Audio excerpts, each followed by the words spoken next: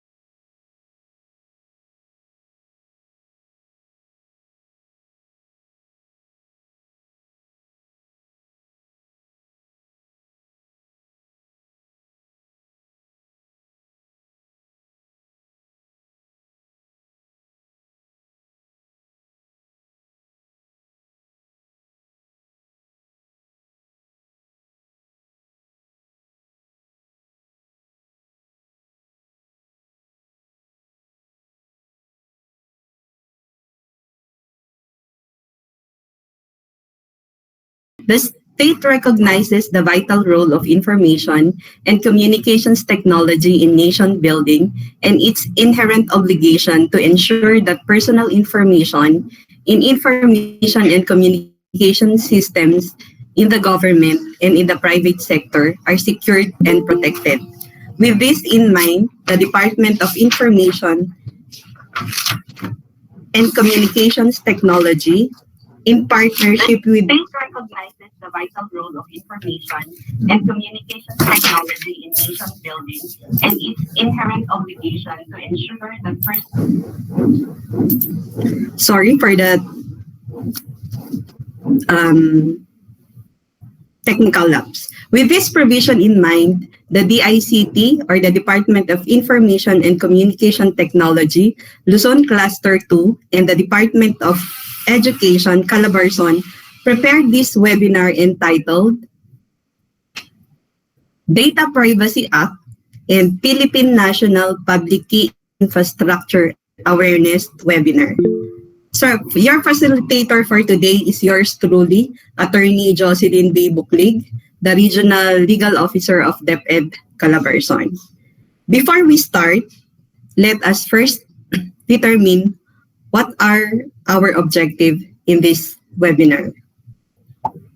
So the first one, as part of the implementation of the fourth pillar of the National Cybersecurity Plan 2022, which is the protection of each individual, this webinar aims to raise the level of awareness of the public on the importance of cybersecurity.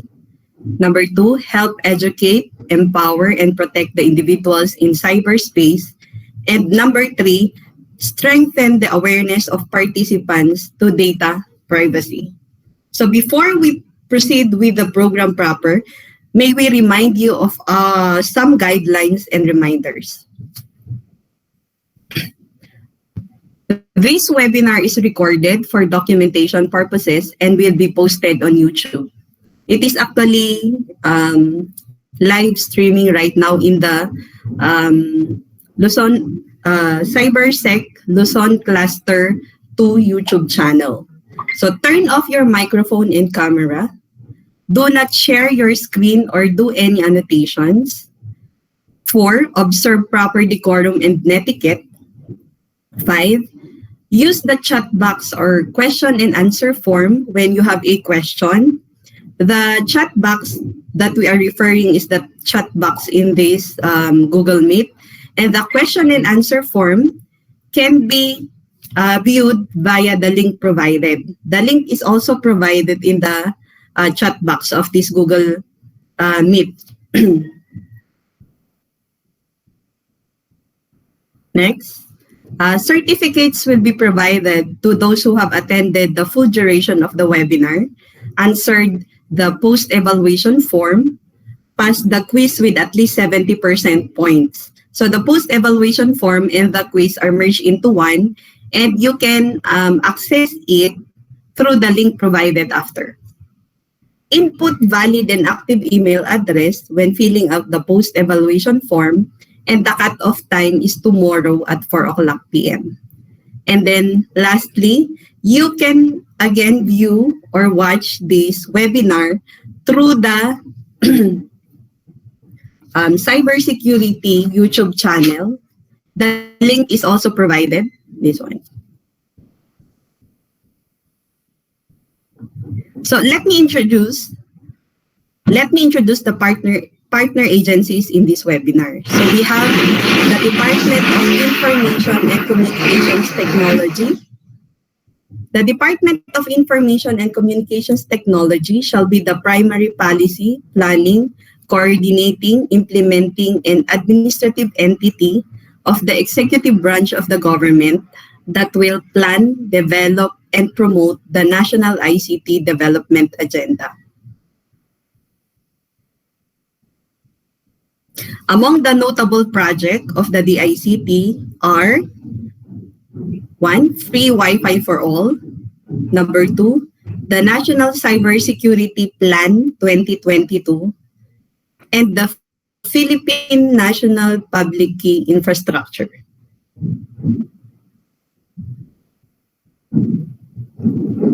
The second partner agency is the Department of Education. So sa atin po. So our mandate, the Department of Education shall protect and promote the right of all citizens to quality basic education and shall take appropriate steps to make such education accessible to all. The Department of Education shall establish, maintain, and support a complete, adequate, and integrated system of basic education relevant to the needs of the people and society. It shall establish and maintain a system of free and compulsory public education in the elementary level and free public education in the high school level. The program that we are implementing right now in DepEd Calabarzon is the DepEd Calabarzon Pivot 4A Cube.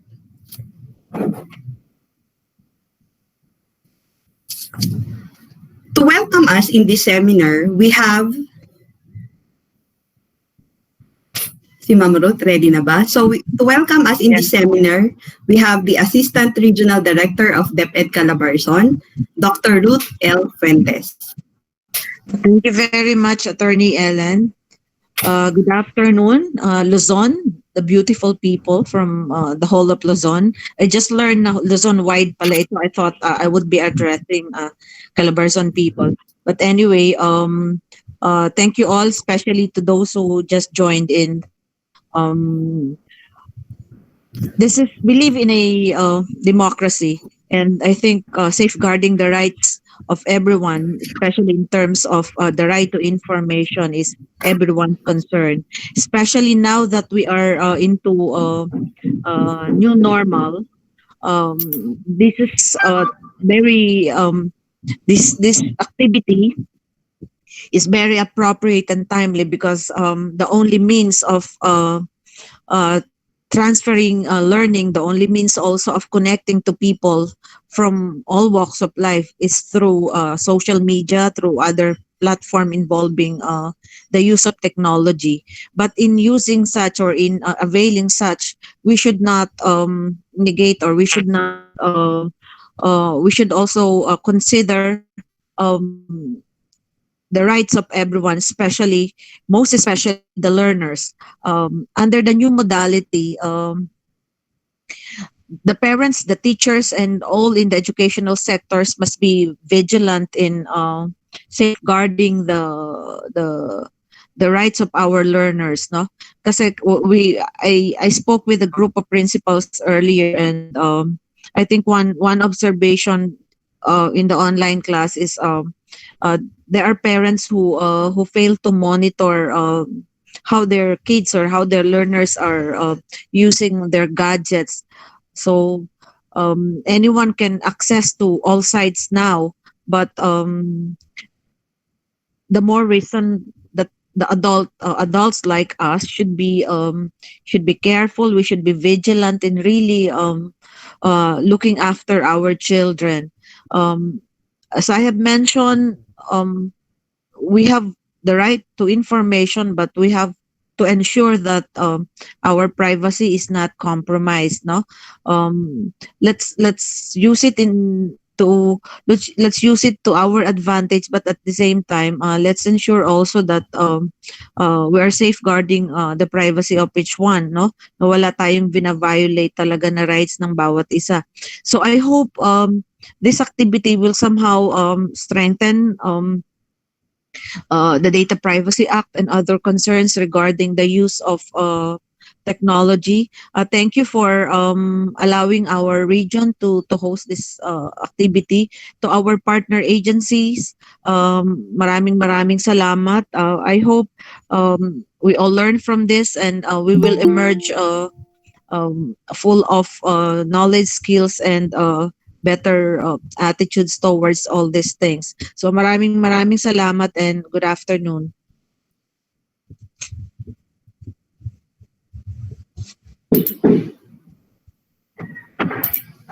Thank you sa ating Assistant Regional Director ng DepEd Calabarzon. So aside from our Assistant Regional Director, may we also have a welcome remarks from Engineer Reynaldo T.C., the Director, Luzon Regional Cluster 2, Department of Information and Communications Technology.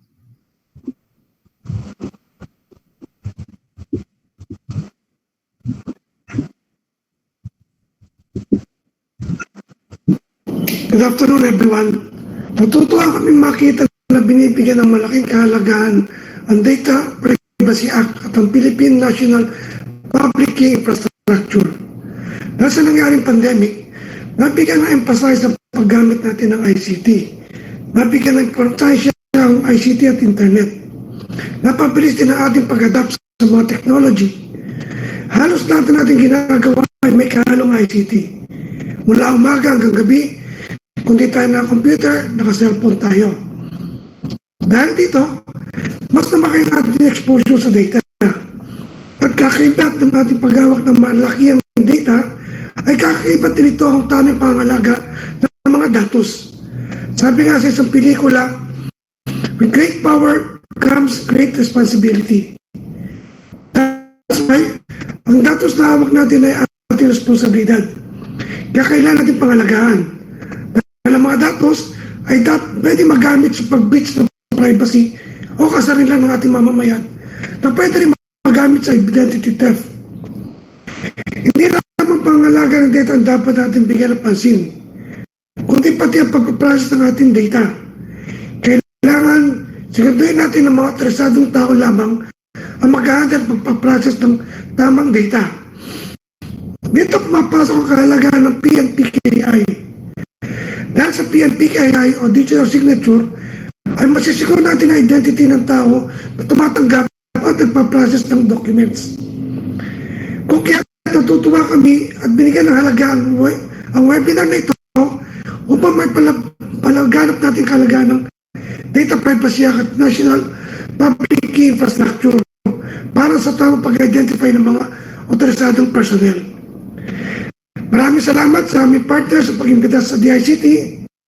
Salamat din sa ating speaker mula sa National Data Privacy Commission at sa ating partners sa Cybersecurity Bureau ng DICT.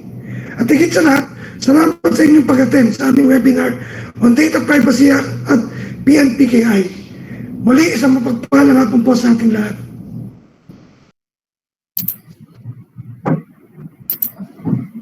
So,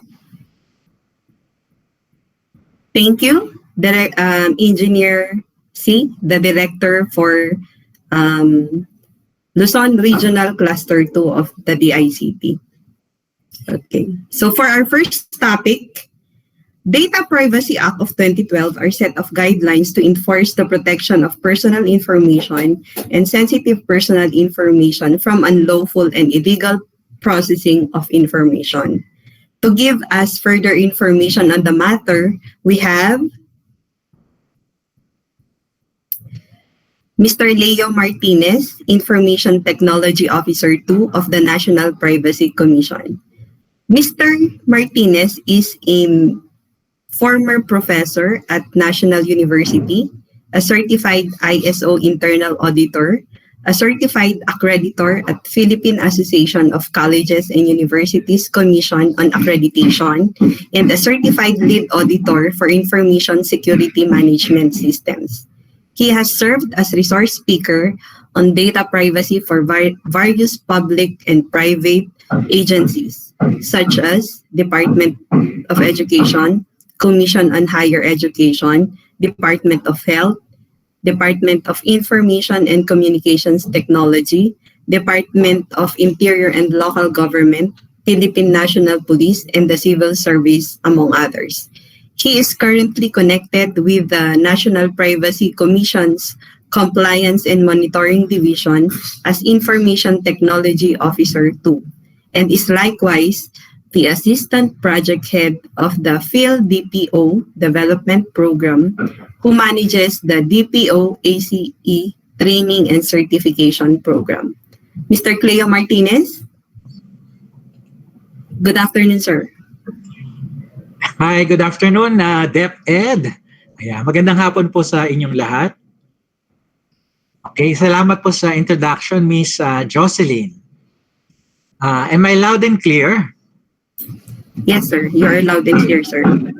So let me share my screen first. Okay. Pwede na ba ako mag-share? Okay.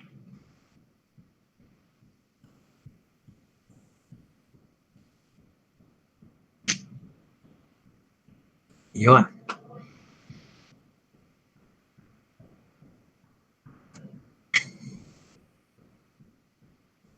Okay. So, after this webinar, you will know what the law is all about and how it will affect you. So, in all of our webinars, lagi namin itong tinatanong, which is more important for you? Is it data or is it money? Ano nga ba? Or equally important ba? Ayan. Tingnan natin, no? Okay. Yung ibang sasagot kasi data, yung iba sasagot money. Yung iba hindi naman alam kung ano. So, tingnan natin kung ano nga ba talaga yung mas mahalaga. With this example, no? This was on the news. A public school teacher received a notification from 3 banks saying that he borrowed a total of 800,000. Pero he denied applying for the loan. So what happened here? Kasi kakapasa lang pala niya sa LEP, no? And because of his excitement, he posted a photo of his ID, yung PRC ID online. And this happened. So ano nangyari? Nagkaroon ng identity theft. So yung mga identity thief was able to get a copy of his ID. And yun yung ginamit niya in applying for loan. As easy as that. So ngayon, ano mas mahalaga? Is it data or is it money? Yan. Okay. So for you to understand better, ito pa. I'll give you an example of breaches, mga potential and yung breach talaga na nangyari na. Okay. So number 1, Comelec or sa Comelec nangyari to, no? So there was a hacking incident.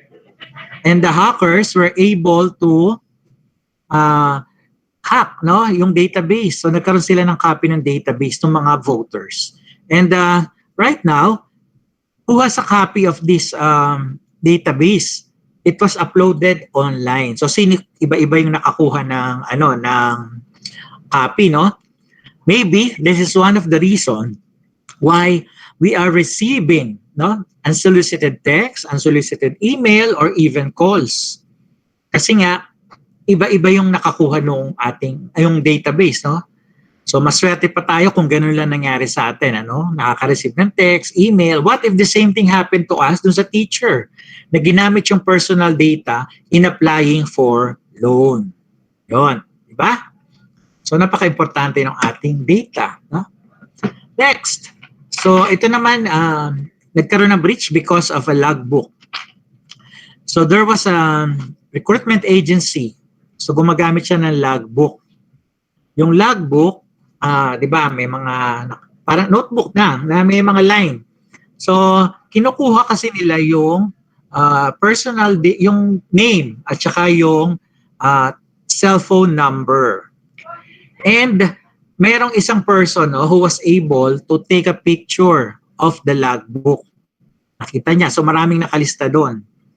And itong nakakuha ng picture na to, he posed, no, or nagpanggap siya as one of the staff ng recruitment agency. And nakapag-solicit siya ng money doon sa mga nakalista doon. Okay. So nagkaroon ng breach. And anong pagkakamali ba dito, no? Hindi naman po bawal yung paggamit ng logbook. Hindi po bawal. Ang kaya lang, ang pagkakamali dito, ano ba yung purpose ng logbook? Di ba po ay to monitor the visitors, no, coming in and out, no? So ano ba nga kailangang data dito? Yung pangalan, di po ba? Kailangan pa ba pati yung cellphone number or telephone number? So hindi na po kailangan. So nagkaroon po rito ng over-collection, no? So hindi na naging proportional yung data na kinolect doon sa purpose. Dapat po kasi yung data na kinokollect natin ay proportional doon sa purpose, kung ano lang yung kailangan.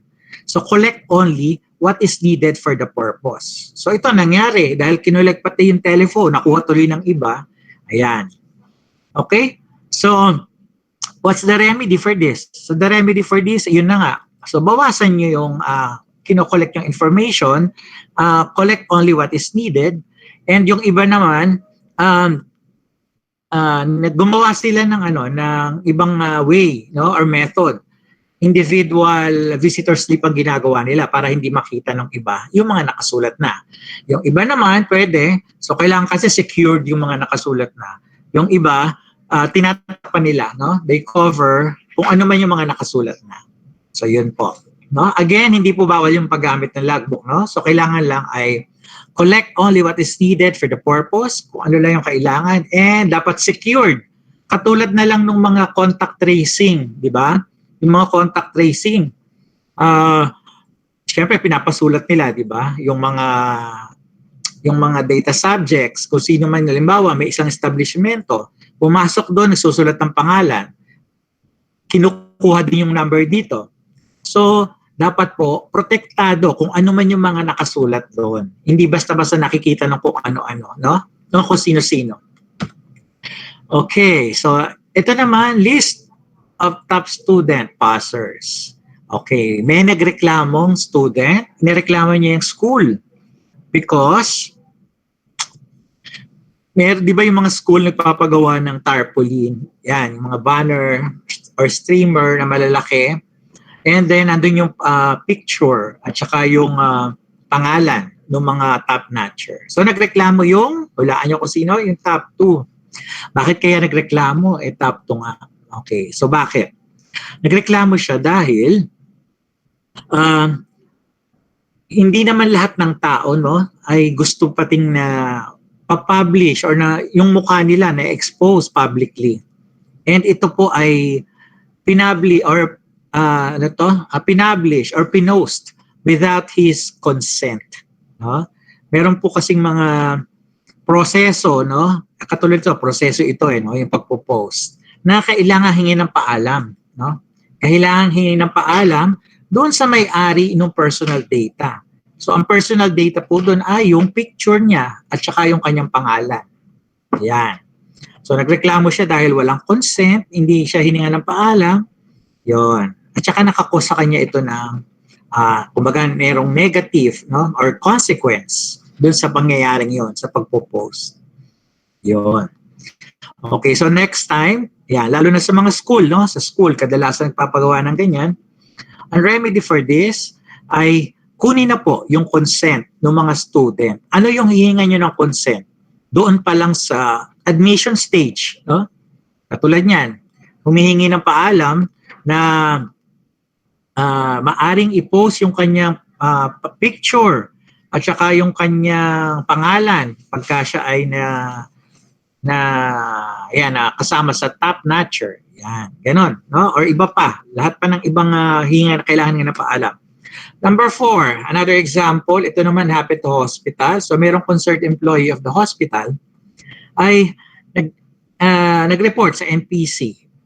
Kasi nga concerned siya doon sa hospital nila, yun daw kanilang patient records. Nakalagay lamang sa isang room na walang wala man lang lock, no? Tapos nasa sahig nga lang iba. So nagpunta kami doon, nakita nga namin ganun yung situation, and so we released an order, so sinunod naman nila, wala pa naman breach na nangyari, no? Pero yon, so inayos na nila yung kanilang storage area, nilagyan ng lock, nagkaroon ng cabinet with lock. Ayun, so nagkaroon na ng protection yung kanilang mga patient records. Sensitive po itong mga records na to, no? Dahil health records, yan, considered sensitive personal information. Any health records. Next, online lending. Ayan, baka may biktima sa inyo nito.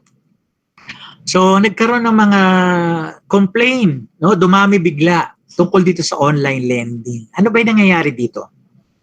Kasi mayroong mga pautang online, di ba? Kaya mga mobile apps. Pero bago ka makapangutang, you have to approve, no? Or you have to give permission to access your contacts. Yung contacts, yung nasa cellphone nyo, kung ano man niya, kung sino, kaibigan, kamag-anak, client, yung pala, ang paggagamitan pala nito, hindi sinabi. So, walang transparency. Kaya pala, hininga na permission to access contacts. Kapag ikaw ay hindi nakabayad, ay kukontakin yung mga contacts na to, sasabihin na hindi ka marunong magbayad ng utang, sisiraan ka. Okay? So dahil dito, marami po ang na-depress, no? Yung mga napahiya dahil sa kahihiyan. Merong na gusto magpakamatay, merong nakuna, nagkasakit, etc. Kaya po sila nag-complain dito nga dahil doon sa ginawa doon sa kanila. And hindi lang yun ang utang, pati po yung mga kinontak, no? Pati yung mga contact nagreklamo din. Kasi nga, bakit sila kinontak? Akala nila kinukuha silang guarantor. Yon. So nagulat sila.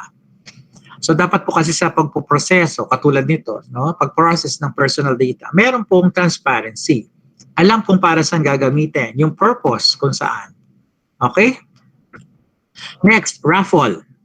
Okay, paano naman nasali yung raffle dito? Di po ba sa raffle ay kinukuha yung ating number, pangalan, address, etc. Okay? Alam nyo ba yung iba kaya lang nagpaparaffle? Because nag-iipon sila ng ating mga personal information at binibenta nila ito sa iba. Binibenta po, pinagkakakitaan. Usually sa telemarketers. So maswerte pa rin tayo kung doon lang, no? Paano kung ibenta yan sa black market or yung sa mga fraudsters, yan, scammers. Yan, delikado talaga, no? Kaya pagka nagpaparaffle, siguraduhin nyo sa raffle lang gagamit. Dapat sinasabi nung nagpaparaffle na sa raffle lang yan gagamitin. Ha? And dapat protected po yung mga personal information. So, hindi basta-basta dapat tinatapon kung saan-saan yung mga raffle stub. Di ba? Halimbawa kasi, naitapon, may nakapulot, kunwari nga, budol-budol or mga fraudster or scammer, natatawagan kunwari, punta po kayo dito sa hospital, nandito yung parents nyo. Yan, magdala kayo ng pera. Okay, so ganun usually nangyayari na rampant sa Pilipinas, hindi po ba? Okay? So yan po yung mga examples natin ng breaches. So iwasan natin po mangyari yan, ano? Okay. Ito pa. Ito, during pandemic, ang dami nangyaring ganyan. Pero ito kasi it was on the news. Yung NUPEP squad coach cries for harassment. So ito naman, paano siya na-harass? Dahil sa contact tracing. Yung kanyang personal data nakuha sa contact tracing. At siguro nakita siya nung parang stalker, no? Sinundan, okay, nakuha yung kanyang telephone doon sa telephone tsaka pangalan doon sa sinulatan niya. And tinawag-tawagan siya, tinext siya, inad sa Facebook, kung ano-anong message pinadala. Yun na nangyari. Parang yung kanina din, di ba? Yung sa logbook, parang ganun din, no? Kaya yung mga nagpapa-contact tracing, no, dapat secured yung inyong mga personal data na pinasulat. Hindi dapat nadi-disclose kung kani-kanino. Kaya ang gaya na sabi ko kanina, a possible security measure that can be used is yung simple lang na cover, no? Pinocoveran yung mga nakasulat na. Yan, di ba? So hindi kasi dapat nakikita ng iba. Yan. Ito pa, isa pa, during the pandemic, na-disclose yung identity ng merong COVID. And what happened? Because of this, ayan, pinagbabato yung bahay nila. Okay? So yan ang consequence talaga na matindi, di ba? So hindi basta-basta dapat kasi dinidisclose yung mga identity kahit may COVID man o wala. Katulad nito, may COVID. Di ba? So yan ang nangyari. Kasi yung iba gusto ipa-disclose eh. Pero hindi pwede, no? Hindi pwede yon. Pwede natin i-disclose pero hindi publicly. Doon lang sa mga authorized officials, authorized agency ng government. Like for example, the DOH. Okay. So, kapag yung inyong organization, business, company, ayan, ay napatunayang hindi pinapangalagaan yung personal data or information, ayan, pwede kayo magkaroon ng loss of reputation, loss of market share, and legal liabilities. No? Meron kasing karampatang parusa. And these are the key terms that you must take note and remember. Number one, data subject. So, an individual whose personal information or sensitive personal information or privileged information is being processed. So, kayo po, tayong lahat ay data subject. Kung sino yung may-ari ng personal information na pinaprocess. Ang tawag po doon ay data subject. Okay, next, processing. Any operation of any set of operations performed upon the personal data, including but not limited to the collection, recording, organization, ayan, marami, no? So, mula collection hanggang sa disposal ng data. Ayan. Okay, so ito po yung graphical presentation. So from creation, for example, ano yan? Kung nagsulat ka ng pangalan, etc. doon sa isang form na nasa papel, that is processing. O kaya through an online form sa isang website, processing din po yun. Nag-type ka sa computer, in-encode mo, that is processing. Nag-delete ka, that is processing. Sinave mo sa flash drive, that is processing. Okay? Pinamigay mo yung copy, nagpo-photocopy ka or kung ano man, in-email, that is processing. Tinapon mo, in-shred mo, processing pa rin yun. Nandun kasi yung personal data. At ang pinag-uusapan po natin dito ay electronic or digital or physical copy. No? So lahat po ng form kasama po dito. Okay? So, yun po yung processing. Katulad niya, pinost, pinagawa ng tarpaulin, that is processing. So, ang sinasabi sa batas, dapat yung ating pagpoproseso ay naaayon dun sa mga Data Privacy Act na principles na ibibigay ko mamaya, na i-explain ko mamaya isa-isa. Okay? So, yun po, no? Processing. Next, Personal Information Controller or PIC for short. So, natural or juridical person or any other body who controls the processing of personal data. Okay, dito tayo papunta muna tayo sa DepEd, for example. No? So, DepEd, siya mismo, no? Yung DepEd mismo, yun yung Personal Information Controller. Okay po? Yun yung juridical person. Katulad kami, National Privacy Commission. So, yun po yung PIC or Personal Information Controller. Controller kasi nagko-control ng processing of personal data. Yung nagde-decide kung ano yung gagawin doon sa personal data. Or instructs another to process personal data on its behalf. Okay? So pwede ring instructs another. Okay. So ito pa isa. So again, ito yung mga terms na ginagamit dito lang sa batas na to. Personal Information Processor or PIP. So juridical person din siya. Okay. This time, ito po yung mga in-outsource or instructed para mag-process ng personal data on the behalf. For example, si DepEd ay nag-utos sa isa pang kumpanya para i-process yung payroll. Kumbaga inutusan, no, para gawin yung payroll, i-process. Ang tawag dun sa company na yun ay PIP or Personal Information Processor. Yon. Okay, wag po kayo malilito, no? Actually po, lahat naman ay, pati itong PIP ay Personal Information Controller din. So, kung yung gumawa ng payroll ay nagiging PIP lang siya kasi inutusan siya, kumbaga in-outsource. So nag-iiba yung term para lang ma-establish yung relation. So yun po yun. PIC, pag inutusan yung another PIC, yung PIC na yun magiging PIP, yung in-outsource. No? In-outsource. Katulad ng security agency, in-outsource mo. Okay?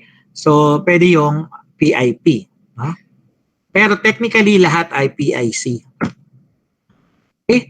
So a personal information processor should not make use of personal data for its own purpose. So halimbawa, inutos lang sa'yo to process the payroll, hindi mo yan pwedeng gamitin for another purpose. Okay? Next, the data protection officer. Ayan. Alam niyo ba kung sino ang data protection officer ng DepEd? Okay. So it is si Sir Tonicito, di ba? Umali.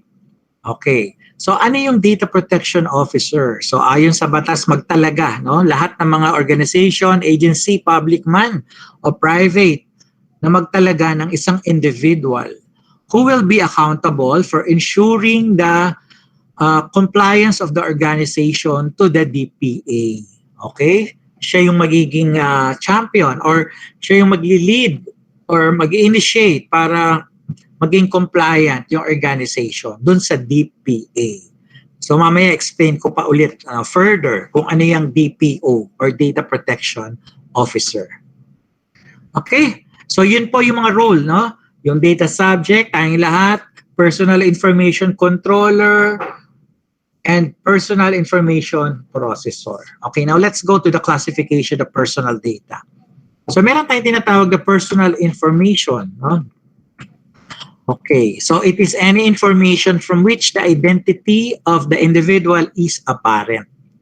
Apparent, obvious, no? Makikilala. So kung hindi siya makikilala, ay hindi mo matatawag itong na personal information. For example, pangalan. Diba, Cleo, yan. Pangalan lang. Makikilala mo na ba yon agad kung yun lang yung provided? So, hindi pa, no? Pero pag kaya dinagdagan mo ng middle name, tapos meron pang last name. Okay, so pwede nang makilala. So, dun pa lang natin matatawag na personal information. At ito pa, hindi lang pangalan, ano? Pwede rin kasi tayong makilala, no? Kahit walang pangalan. Like for example, student ID number, tapos alam yung eskwelahan.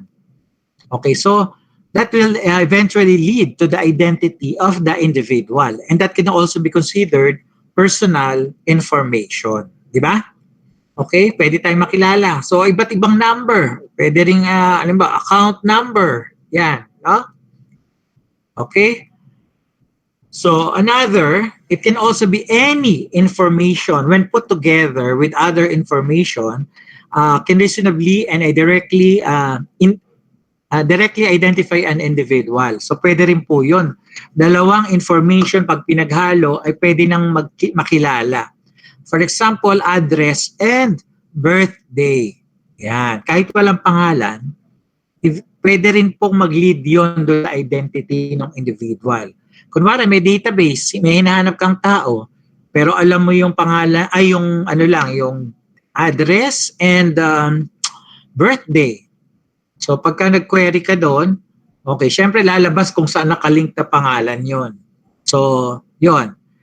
Again, hindi porket walang pangalan, ito ay hindi na personal information. So pwede pong maging personal information kahit walang pangalan, no?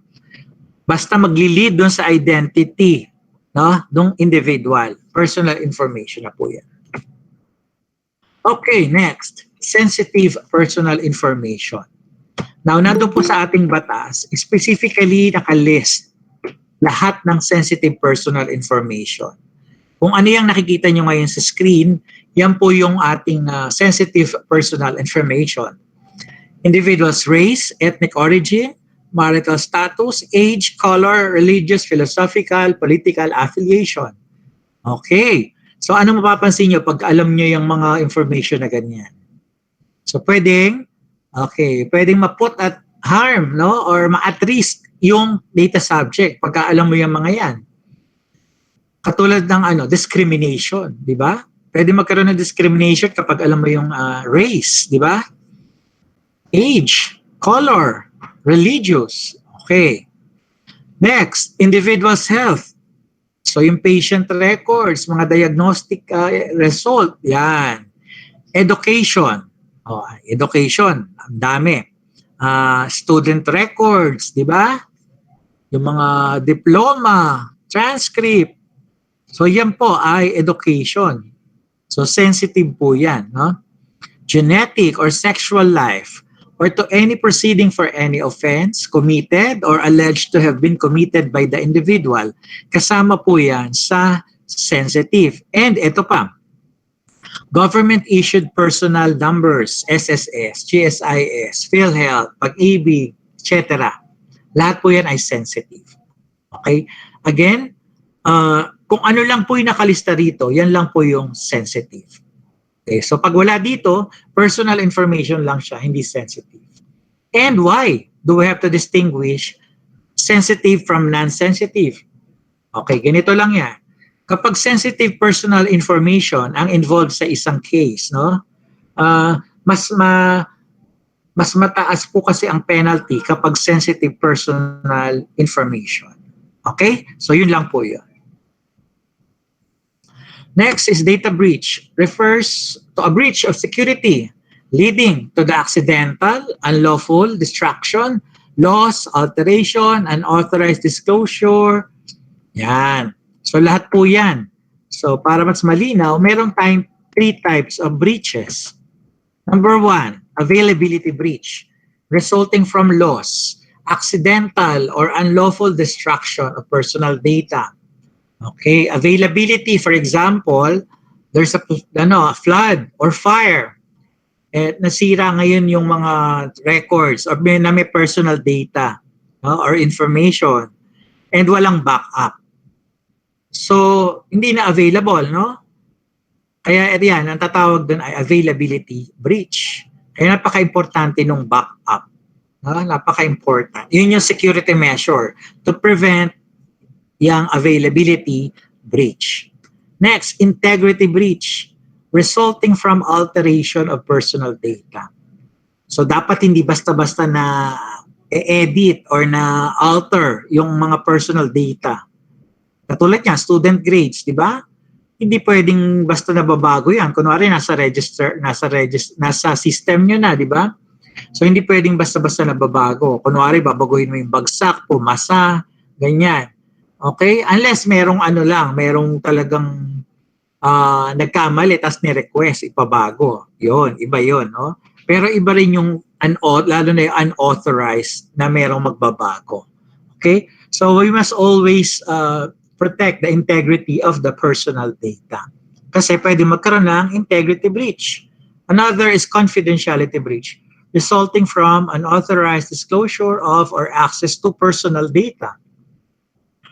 So kailangan laging confidential. No? We must maintain the confidentiality of the personal data. For example, sa isang HR, di ba? Sa HR division, maraming files yan, lalo na yung 201 files. Yung 201 files, napaka-confidential niyan, di ba? Andiyan yung mga personal data natin, tsaka kung ano-ano pang nakalagay dyan. So, hindi pwedeng basta kung sino-sino na lang ang makakakita niyan. Kaya, so you should always protect and maintain the confidentiality of the data. Kasi pwedeng ang tawag doon pagka, na-disclose, no? Unintentional or intentional, ayan. That is confidentiality breach. So, tandaan natin yan na CIA, confidentiality, integrity, and availability. So, yun yung types of breaches, and yan din yung dapat natin maintain, no? Doon sa data. Yung confidentiality, integrity, and availability. So this is the National Privacy Commission. Ayan, composed of yung ating Privacy Commissioner Raymond Liboro with two other Deputy Commissioners, Attorney Naga and Attorney Aguirre. This is the structure of RA 10173. There are 37 sections. So the bulk na dapat nyo malaman ay nandun sa 11 to 21. Yung rights of data subjects, obligations of PICs and PIPs. Okay, the short title of short title of this law is yung Data Privacy Act of 2012. And yung kanyang pinaka-description is an act protecting individual personal information and communication systems in the government and the private sector, creating for this purpose the National Privacy Commission. So 2012 po yung batas, pero yung National Privacy Commission was established nitong 2016. Okay. And where is privacy in all of this? So the law upholds the right to privacy by protecting individual personal information. So the NPC protects individual personal information by, so paano pinaprotektahan? By regulating the processing of personal information. And sino po ba yung mga nagpo-process? So ang nagpo-process ay yung mga PIC at saka PIP. In other words, yung mga kumpanya, organization, mga government agencies, lahat po, no? Lahat yan, buong Pilipinas. So napakarami po nang nire-regulate ng NPC. Public and private. So ito po yung mandato ng NPC to administer and implement the Act and to monitor and ensure compliance of the country with international standards set for personal data protection. International kasi po itong ating batas ay patterned majority ay patterned after GDPR, no, which is an international law.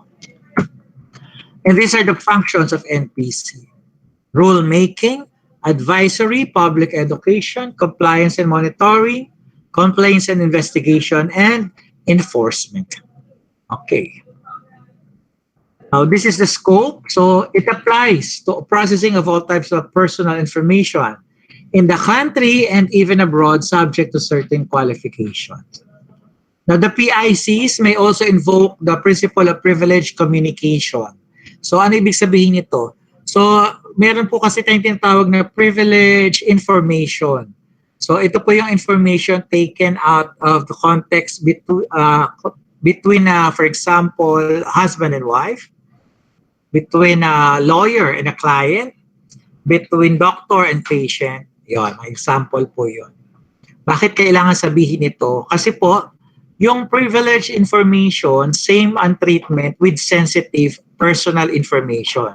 So, ibig sabihin, pag yan ang involved, mas mahal ang penalty. Okay. So, let's now go to the rights of the data subject. So, as the data subject, kailangan alam niyo yung karapatan ninyo. Number one, right to information. So, as data subjects, you have the right to be informed on the nature, the extent, and purpose of the processing. So, dapat alam niyo po yan. No? You have the right to be informed. Sino, ano, yan. Mga question tungkol sa processing. Right to object. So you have the right to object. If you feel, no, for example, may nag-process without your consent, kailangan ng consent. So you have the right to object. Or sa tingin nyo ay mali yung pagpoproseso, ako sa palagay nyo ay may violation, pwede kayong mag-object. Three, right to access. Upon demand of the data subject, dapat pwede siyang bigyan ng access doon sa processing of information. Okay, so ang purpose po nito ay to verify the legality of the processing. So this is upon demand, no? Upon demand. Number four, the right to correct. So if there are any corrections, incomplete data, okay, so dapat pwede kang mag-request, no, to correct. Katulad sa Birth certificate, di ba? Pagka mali yung pangalan, pwede tayong mag-request. But of course, it has to undergo due process. Yan. So may due process. And same thing with the right to erase. May due process din yan. Hindi natin syempre pwedeng ipa-erase basta-basta yung ating personal data. Okay? So, the personal data, for example, ay nasa bangko dahil may utang tayo. So, syempre, kung may utang tayo, di pa nababayaran, hindi natin basta-basta pwede ipa-erase yan. No? At saka, syempre, subject din to other laws. No? Meron pa kasi rin ibang batas. Next, the right to damages. So, if we sustain damage from the processing of our data, pwede po tayong magpabayad. And, right to data portability. This is quite new, even for some jurisdiction. But the concept of this is the data subject has the right to request for a copy of his personal data. So ito yung electronic form lang po ito pinag-usapan natin. So kapag nag-request siya, he should be given a copy of his personal information in a common structured format, readily usable by other organizations. And the last right is the right to file a complaint. If you feel that your rights are violated, you have the right to file a complaint. And saan kayo magko-complain? So dapat dun muna sa nag-process ng inyong personal data na organization, no? Dun muna kayo mag-complain kung sino yung nag-process. Huwag kayong didiretso sa NPC. So pagka hindi lang kayo nagkaayos, saka lang kayo dumiretso sa National Privacy Commission. Okay? Parang ano ba yan? Kumbaga, barangay level muna bago police. Parang ganon. Di ba? So, yung ating rights of data subject. Now, let's go to, eto na, principles. Sabi yung ating mga processing na ginagawa, dapat daw nag-a-adhere or sumusunod dito sa mga data privacy principles. So, tatlo po yan. Transparency, legitimate purpose, and proportionality. Transparency. Nabanggit ko na to kanina. So, dapat walang gulatan. The data subject must be aware of the nature, purpose, and extent of the processing of his or her personal data. Kasama pati yung risk, safeguards involved, identity ng PIC, pati yung rights of data subject, and how can this be exercised. So lahat po yan. And this can only be demonstrated through the use of privacy notice, privacy policy, or consent. Iba-iba po yan, So, saan ba natin nakikita yung privacy notice? So, kadalasan, this can be seen on websites. Iba-ibang mode kasi. Minsan, nakita ko sa malls, nasa ibabaw ng mga desk nila, merong standee. Minsan, merong iba yung school. Pagpasok mo pa lang, may privacy notice nakalagay, no? So, ang purpose po ng privacy notice ay, kaya nga notice, ini-inform mo yung public o lahat ng data subjects mo na ito yung mangyayari doon sa iyong data. Halimbawa, kinuha namin, may kinuha kaming data.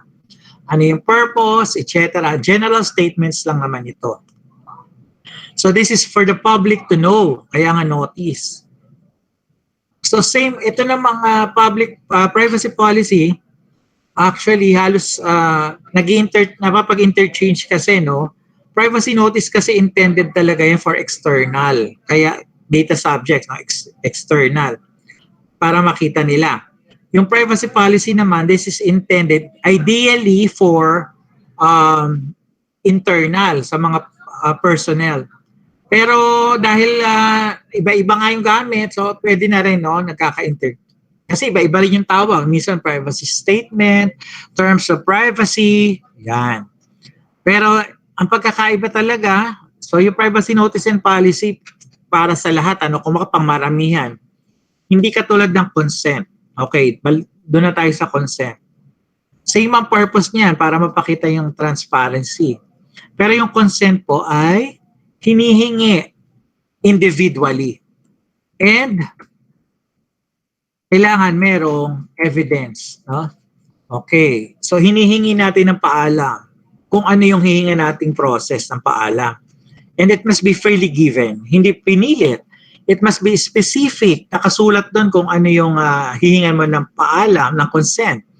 With informed and indication of will, no? Yung evidence by written, electronic, or recorded. So, pwedeng signature, kung yan ay nasa papel, di ba? Pwedeng opt-in box or by clicking an icon if it's on a website, or yan. Or, pwede rin namang by sending a confirmation email or oral confirmation. Pwede tayong manghingi sa email ng consent. Or through oral confirmation, kailangan recorded kapag oral confirmation. And take note, opt-in, silence, pre-tick boxes, or inactivity does not constitute consent. Hindi po pwede yung nakatik na agad yung yes. So, hindi pwedeng ganon. And dapat, bawal yung implied na tinatawag, implied consent. So, express consent po ang kailangan natin. And reminder, if it's not clear, it's not consent. So, hindi lang visually clear, so dapat yung content, dapat simple and plain, clear language. Okay? Visually clear, dapat malaki yung font. Hindi yung kailangan mo pang gumamit ng magnifying glass para makabasa kung ano yung nakasulat. Ang tanong, no. Do you always need consent? No. It's just one criterion for lawful processing of personal and sensitive personal information. So yun, hindi natin lagi kailangan ng consent, no? So it will not always be the most appropriate basis for processing personal data. Mamaya explain ko yung iba pang basis, no, for lawful processing of personal data. Okay. Now, itong mga nakasulat dito na logos are logos of agencies, government agencies na hindi na kumukuha ng consent. Kasi ang basis po nila ng pagkuha ng mga personal information sa pag-process noon ay based sa kanilang mandate. Yan. Okay? So, the next principle, legitimate purpose. So, ano yung legitimate purpose? So, the processing of information shall be compatible with the declared and specified purpose, which must not be contrary to law, morals, or public policy. Now, with government, medyo, madali na para sa atin kasi yung ating legitimate purpose, kadalasan po nanggagaling, hindi pala kadalasan, lagi po nanggagaling dapat yan doon sa ating mandate. Okay? Kung ano yung nasa mandate. So, yun po yung ating lawful basis, saka yung legitimate purpose nandun din. Now, as you can see, meron tayong ngayon table dito. Yung nasa left is for personal information, yung nasa right, sensitive personal information. Okay. So, iba po yung mga basis, mas marami yung basis kapag personal information doon sa sensitive. So, number one is consent. So, yun yung number one basis. So, aside from consent, if the processing is required for a law and regulation, so katulad nga nun, yung mandato, no? Mandate ng agency, kaya kinukuha yung, at pinaprocess yung information. Another is if the processing is needed to protect the life of the data subject, or, the next, if the processing is needed for a contract, for example, employee-employer contract. Ano pa ba? Marami pang contract, no? Deed of sale, etc. Or because if it's needed for a legal obligation, or if it's needed, because of public order and safety, and legitimate interest. Pero itong legitimate interest, so kailangan mo pang patunayan kung legitimate nga yan. Meron tayong tinatawag pa na purpose test, necessity test, and balance test. Yan. Okay, now for sensitive personal information, consent, law and regulation to protect the life, medical treatment, and court proceedings or legal claims. Yan naman yung basis. So hindi mo pwedeng i-process yung personal information, yung sensitive personal information kung wala dito sa mga pagpipilian mong yan, no? Hindi mo pwede i-process. Okay? So court proceedings, for example, meron ng subpoena, di ba? Or court order. Yan. Okay. So pwede mo na i-process or collect yung personal data or information. So napaka-importante nitong lawful processing. Dito yung pinakamaraming tanong eh. Laging itatanong, meron ba kaming violation dito sa gagawin namin process? So tingnan nyo muna din, no? Tingnan nyo muna kung merong lawful basis yung inyong processing, no? Isa yan doon sa malalaman nyo kung may violation. And then, i-check nyo din kung meron siya. Siyempre, yung principle natin, nag-a-adhere ba siya doon sa transparency, legitimate purpose, and proportionality. At saka na-exercise ba yung rights of data subject. Okay? So yan po, tandaan po natin. Now, the last principle of proportionality. The processing of information shall be adequate, relevant, suitable, necessary, and not excessive in relation to declared and specified purpose. Okay. So ito yung nabanggit ko kanina, di ba? So dapat adequate, relevant, suitable, necessary, and not excessive. Okay, so dapat proportional yung kinukuha natin personal information doon sa purpose declared. Proportional. Okay. So in other words, collect only what is needed. Collect only what is needed. Kasi the more you collect, the more chances of winning. The more chances of the higher the risk. No? The more you collect, the higher the risk. So bakit mo kukolektahin yung mga hindi mo kailangan? Okay, so risk pa yan. Okay, so ganun po. So tandaan, collect only what is needed for the purpose that has been declared. Katulad nito, mayroon mong proportionality dyan. Parang papagising yan, no? Para doon sa mga inaantok. Yan. Okay, may proportionality ba? So wala, di ba? Wala. Para daw makautang yan ang mga kailangan.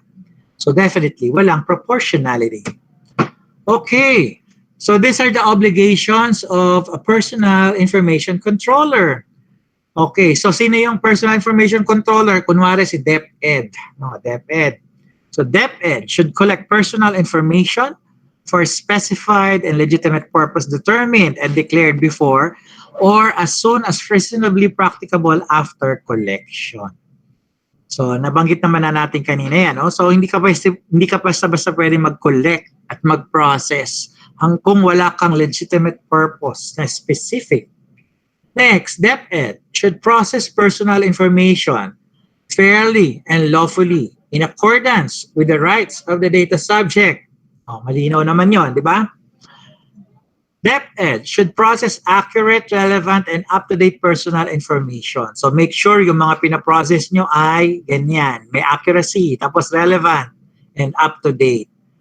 O katulad sa HR, sure ba kayo na yung mga kinokollect nyong for example, transcript ay hindi peke. So you must have a way to verify the authenticity of these documents with the personal information. Yan. Okay? So ito naman next, DepEd should collect and process personal information adequately and not excessively. So ito na yung sa proportionality. Next, the PIC or the DepEd should retain personal information only for as long as necessary for the fulfillment of the purpose for which the data was obtained. So the information should be kept in a form which permits identification of data subjects for no longer than is necessary. Retention. Okay, so sa the government naman, meron tayong National Archives of the Philippines who provides the guidelines para dito sa ating retention and disposal. Okay? Next, so yun ay susundin natin. Or si DepEd mismo, baka meron din kayo no, na kayo mismo yung nag-formulate kung ano yung guidelines. Yan. And next, the DepEd must implement reasonable and appropriate organizational, physical, and technical measures. So tatlo po yan, intended for the protection of personal information.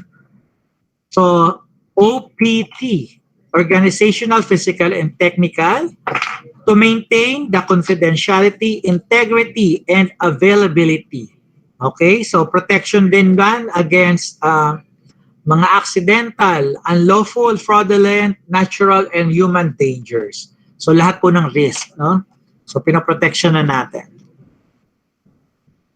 And these are examples. For example, ano yung example ng organizational security measure? So ito yung protection, di ba?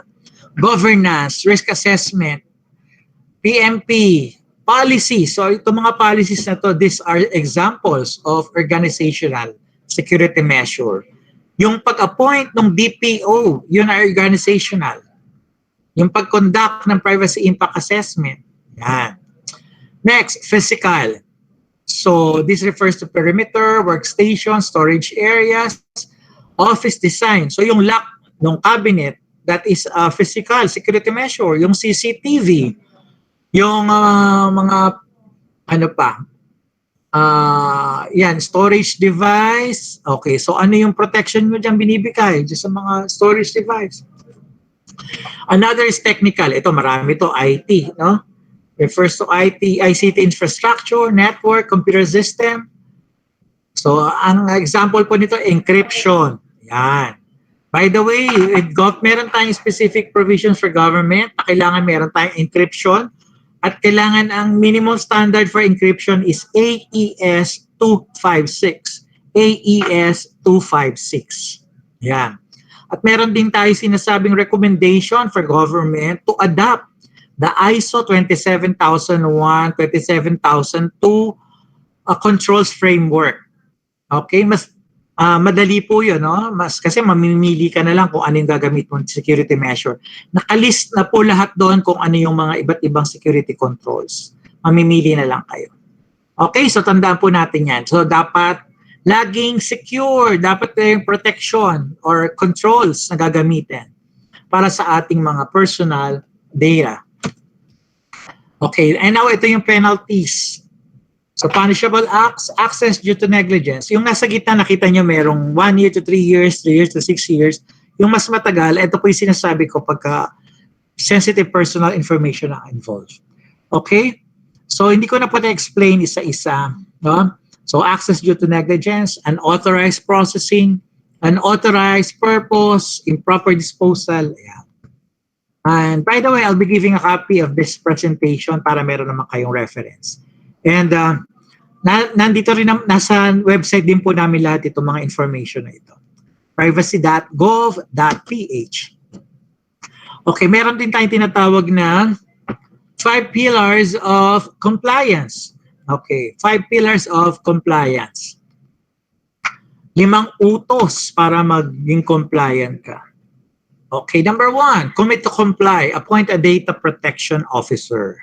So, meron naman ng data protection officer ang DepEd, di ba? Meron. Okay. So, by the way, meron din tayong tinatawag na COP or Compliance Officer for Privacy. So, kailan ginagamit ito or sino ba ito? Parang DPO rin ito, kumbaga parang mini DPO, no? So, kung ang structure, kunwari ng DepEd ay merong isang central or main, tapos meron siyang mga regional. Okay. So, dapat yung data protection officer nandun sa main, yun ang data protection officer sa central or main. Bawat region naman merong compliance officer for privacy. Okay? So, itong compliance officer for privacy na to should be under the supervision of the data protection officer. So, kung may policy, kunwari, na-implement si data protection officer, okay, so pag kinasgade, so katulong dapat itong mga compliance officer for privacy. Okay? Yan. Next. Know your risk. Conduct a privacy impact assessment. So this is a risk assessment tool or this is a process used to evaluate the system o yung mga data processing na ginagawa nyo. Okay, so for example, meron kayong 10 data processing system, so dapat ang pinaprocess dito yung personal data. Merong involved na personal data. So this should be evaluated using a privacy impact assessment. Okay? So, in a PIA or Privacy Impact Assessment, you will identify kung ano yung mga risk, no, which may arise from the processing and yung mga measures or security measures to protect or mitigate, yun nga, ma-mitigate yung mga risk na na-identify nyo. Yun po ang ginagawa sa privacy impact assessment. Okay? Now, question, isasabit ba ito, privacy impact assessment? Okay, so dinadocument kasi ito. So documentation is very important. Okay, so yung documentation dito hindi naman kailangan i-submit. So nasa inyo lang ito, no?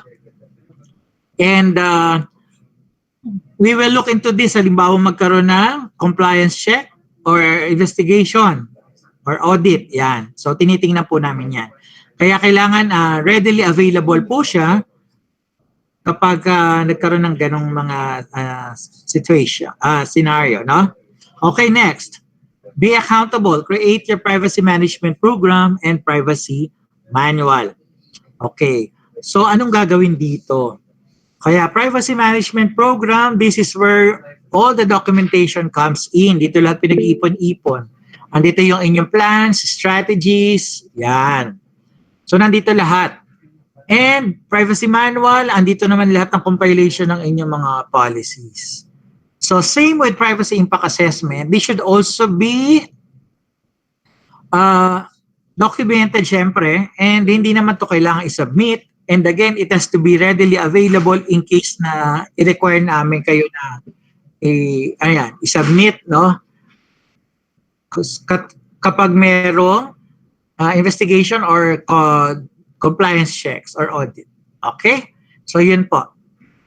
Next, demonstrate your compliance. Implement your privacy and data protection measures. So yun na nga, kailangan natin ng security, no? Yung mga security measures. So kasama rin dito, syempre iba-ibang klase yung ating security measures, di ba? Organizational, physical, and technical. And it should be strictly implemented, no? Hindi tayo pwedeng paper compliance lang. So dapat operational compliance. And the last is be prepared for breach. Regularly exercise your breach reporting procedures. So meron tayong tinatawag na mandatory at saka annual security incident report. Ano yung mandatory reporting? So ito yung within 72 hours, no? Within 72 hours kailangan i-report mo yung breach sa NPC. Okay? So, yung ano naman, yung annual security incident report, this is reported sa NPC annually, kaya nga annual security incident report. So, ito yung mga, kumbaga, breach na hindi nagtuloy o yung mga downgraded na breach. Okay? So, security incident report. And, meron pong nag-handle dito, dapat ang tawag doon ay breach response team. Oh? Meron tayong dapat breach response team. Okay?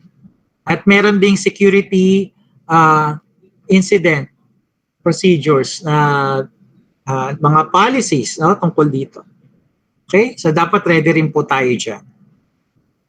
And yan po ay may mga separate training din po yan para bawat isa po dyan. Okay? Masyado mahaba lang po kasi kung i-explain ko pa yan bawat isa. Okay. So, to conclude,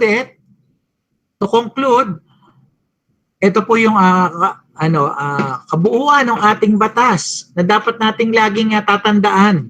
No? We must adhere to the data privacy principles. So ano yun? Transparency, legitimate purpose, and proportionality. So lagi nating tandaan yung pagpoproseso natin, lagi bang may ganyan? Sumusunod ba? And ano pa? Security measures. Meron bang protection? Merong control na implemented doon sa mga proseso natin. Dapat laging meron. Okay? To protect against, katulad in-explain ko kanina, di ba, yung mga risk na na-identify natin.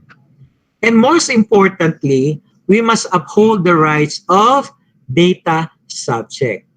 There must be a way para ma-exercise nila yung kanilang mga karapatan. So, lagi niyong tandaan yung tatlong yan. No? Yan na yung pinakabuod ng Data Privacy Act. Okay? So, kapag meron kayong pag meron kayong aalamin na process kung nagba-violate ba, tama ba yung ginagawa namin. Ayan, tingnan niyo yung tatlong yan. Lahat ba merong ganyan? Meron bang sumusunod ba sa principles? Meron ba protection or security measures implemented? At na-uphold yung rights of data subject. And to end it, I'll give you ayan, yung ating quote, the data privacy golden rule. If you can't protect it, don't collect it. That ends my presentation and I thank you.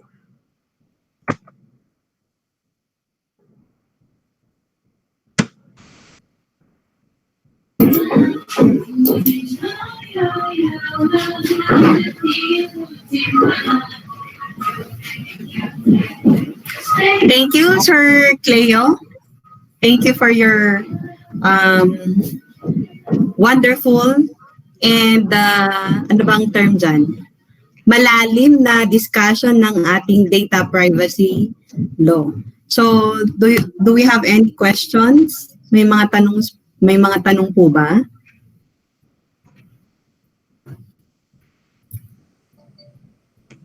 Si Sir Domingo, may na-harvest po ba kayong tanong?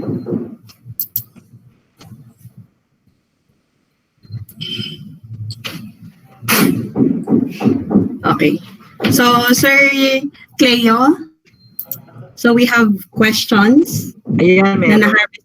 Opo, meron pong tanong. So, ang una pong tanong, sabi niya, Sir, ay, what if wala pa pong naka-assign na data protection officer sa isang office?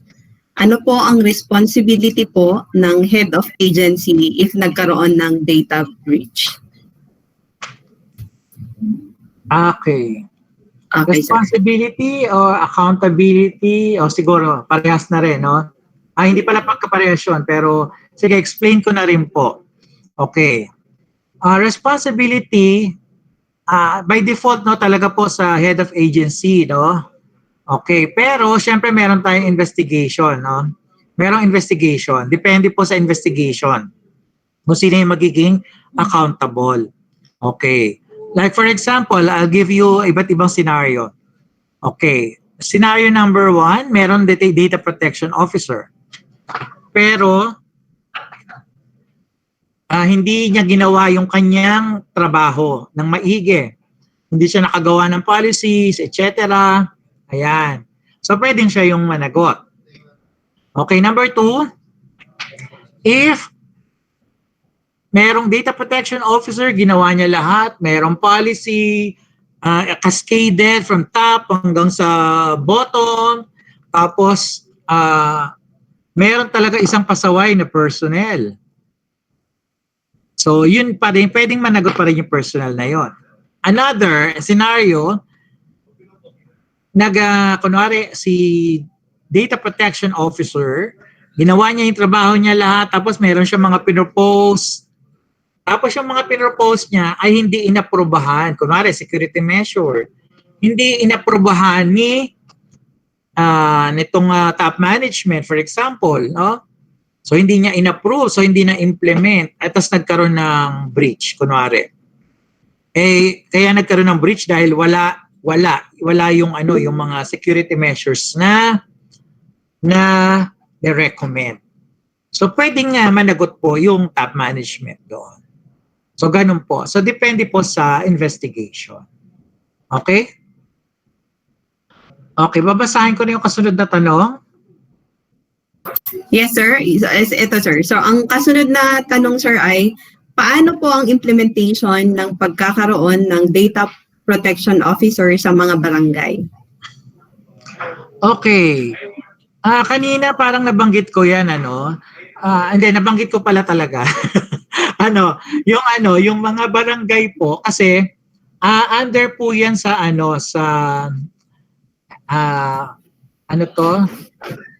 ang pinakamataas ay limbawa province, tapos may mga municipality pa, tapos may mga barangay pa. So kung ano yung pinakamataas, dapat nandun po yung data protection officer, and yung mga barangay, municipalities, yung mga barangay, yan po, pwede po magkaroon ng COP or Compliance Officer for Privacy.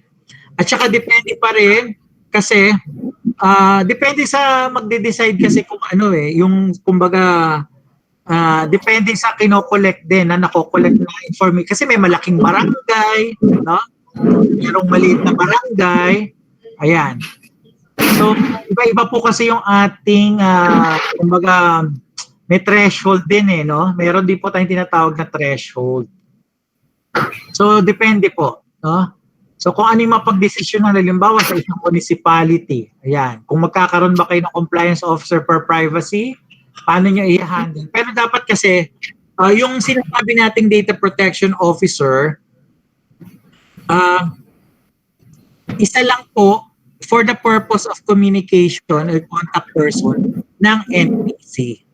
Yun, sa NPC. So kunwari, sa province, provincial government, merong DPO. Tapos, under DPO, may mga COP. So, for the purpose of registration and communication, isa lang po yung nakaregister sa NPC. Pero yung mga nasa baba, hindi naman na kailangan i-register yun. Internally, pwede po kayo mag-create ng team or committee. Ayun. O kaya nga yun nga, yung mga COP. So, yun po yun. Okay, thank you for that answer, sir. So the next question, ang tanong, sir, ay, what is data privacy? What is data privacy? Okay, so yung privacy is the right to be let alone. Pero ang pinag-uusapan po natin dito nga ay data privacy. Kaya data privacy ay informational privacy. Okay? Ito po yung right nyo para, ayan, to take control of your own personal data. So ibig sabihin, meron kayong kumbaga kayo yung may control, hindi pwedeng basta-basta gagamitin ng iba, no? Or ipo-process ng iba. So hindi pwede. Kaya nga yung iba kailangan ng consent. Kung hindi naman consent, dapat merong lawful basis for processing. So kayo po yung magde-decide kung ano yung gagawin dun sa inyong personal data. Meron kayong ganong, kumbaga parang inyong karapatan nyo, no? Meron kayong control. Okay. So, is it clear yung data privacy? So the next question, sir, sabi ay, ano po ang qualification ng data protection officer? Okay, good question. Data protection officer. Okay, general qualification po, dapat po meron siyang relevant knowledge tungkol dito sa ating data privacy na ang kailangan naman po ay pwede naman po yung mapag-aralan. Ano po? So hindi naman po siya kailangan IT, hindi rin kailangan legal, no? Walang sinasabing ganun sa batas na specific na na expertise. Pero yun nga, dapat meron kayong relevant knowledge doon sa or expertise doon sa data privacy. And aside from that, kapag ka nag-appoint ka ng or designate ng data protection officer, dapat yung merong level of mataas yung level ng authority niya, no? Kasi he will be implementing policies. Kapag mababa lang yan, halimbawa ay rank and file, for example, hindi po yan papansinin or baka hindi paniwalaan, hindi rin, may tendency rin na hindi sundin, no? Yung mga policy na i-implement. So, yun po. At, so yun po, ganun po ang ating data protection officer. So, hindi naman kailangan attorney or hindi kailangan hindi kailangan ng IT. Pero mas maganda, syempre, kung merong maganda, kumbaga add-on yun. No? Yun po. Okay. So, thank you, sir. So, we have also another question. Sabi dito ay, is it safe to assume po na wala na magiging liability ang isang office if magre-release sila ng data or information ay may na-execute na data sharing agreement? Yan. So, that is from Attorney Roel Malabag. So, sabi niya, sir, is it safe to assume po na wala nang magiging liability ang isang office if magre-release sila ng data or information at may na-execute na data sharing agreement? Meron pa rin, syempre. Depende. Kasi, kung may nangyari, halimbawa may nangyari, kunwari, gano'n. For example, nagkaroon ng breach. Tapos, doon nangyari yung breach doon sa pinag-share nila ng data. So, kailangan lang nakalagay dun sa data sharing agreement, yon, no, yung sharing din nung liability. So, in case na doon mangyari doon sa isang party na pinag-sharean mo ng data. So, depende po sa investigation, syempre. Depende. So, kung sa kanila nangyari yung breach, pwede pong sila ang managot. No? Depende. Depende sa investigation.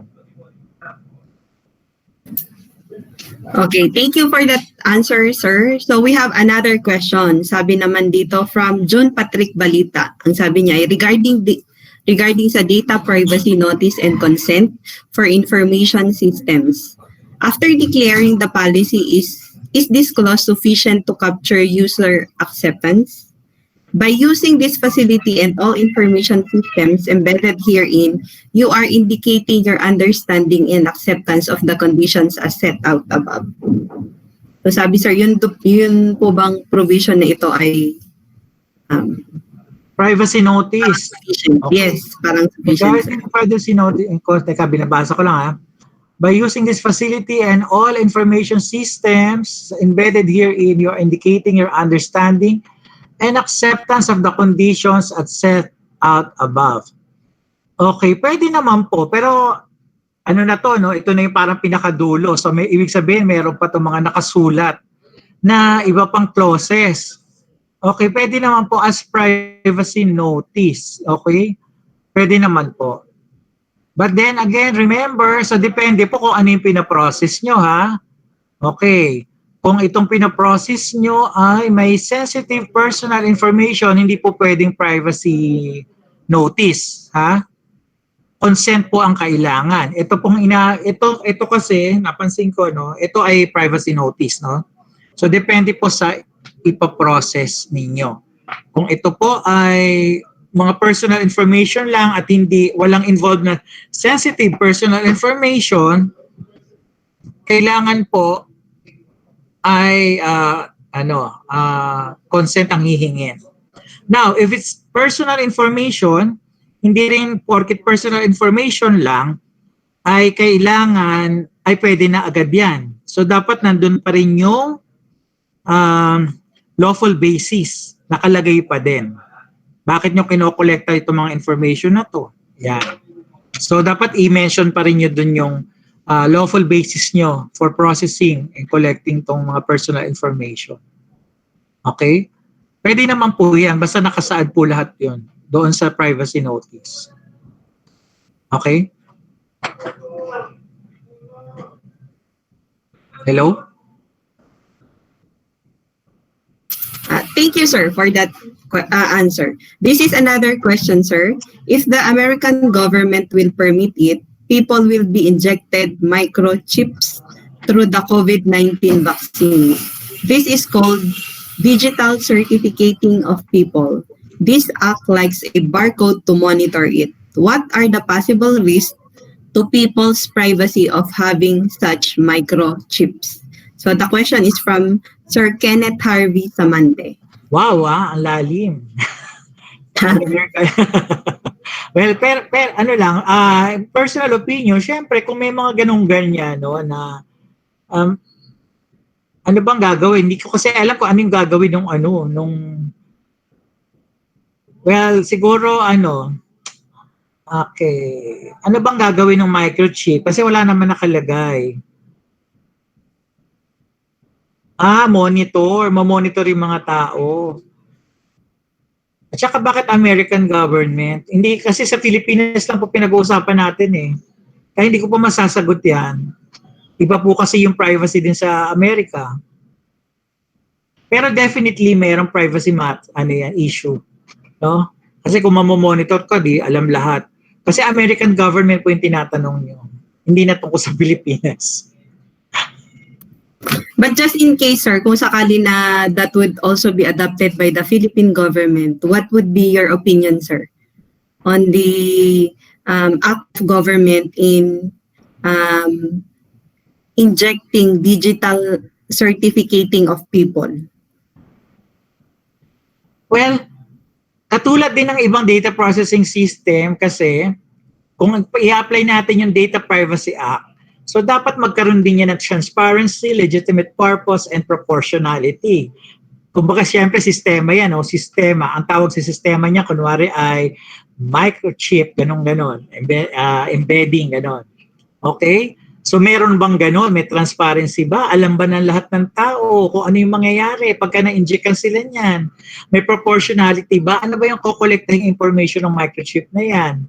Diba? Security measure. Okay, paano protektado ba yung mga kukolektahin? So, lahat po actually ng tinatanong nyo, kung kahit anong klaseng sistema man yan, so dapat po sinusunod yung mga principles na binigay ko. So, yun po ang aking opinion. So, dapat nasusunod niya pa rin yung batas. So, ganun lang po siya. Okay, sir. So, thank you for that answer. So, the next, sir, ang sabi dito ay, sir, pwede po bang tanggihan yung nagpapalagbok? That is ano po yan? Halimbawa, contact tracing. Okay, kunwari contact tracing, logbook. Diba? Kunwari nasa logbook, contact tracing. So, kung hindi ka papirma kasi doon, pwedeng hindi ka rin papasukin.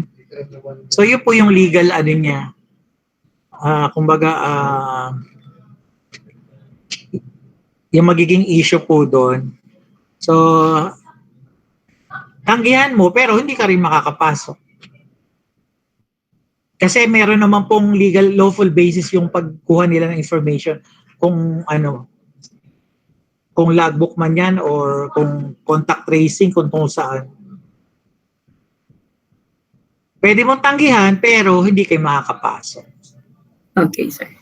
Okay, so those are the questions. And of course, the answers given by Sir Cleo Martinez. So once again, sir, thank you very much for sharing the information to us. So it would be very helpful sa DepEd Calabarzon and to all others who are listening na hindi naman from DepEd Calabarzon. If you have any other question at hindi nyo na po nalagay dito, pwede naman pong ipadala na lang yung question through email or dito sa DICT at tapos papasagutan na lang po namin.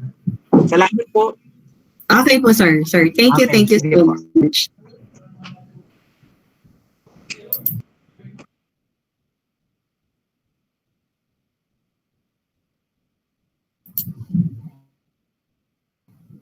So, pwede pong mag-break muna tayo for about 10 minutes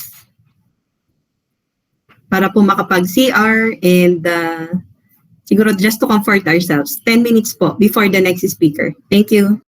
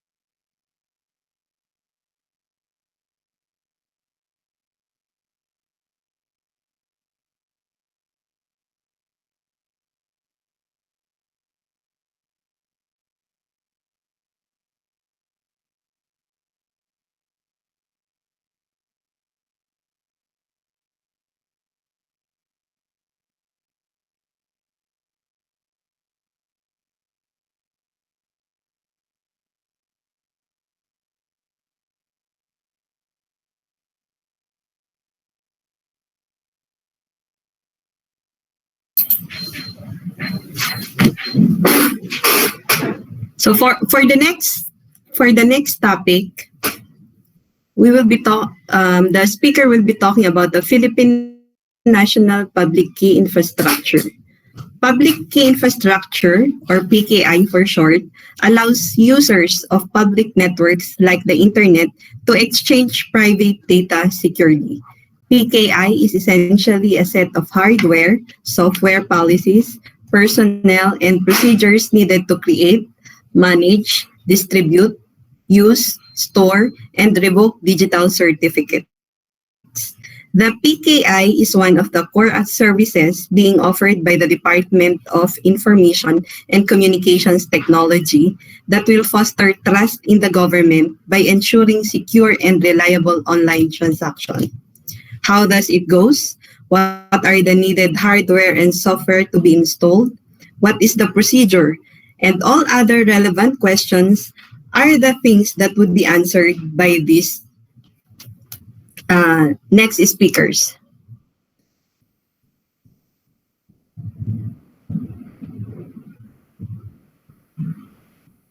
Sir, so let's introduce the next speakers.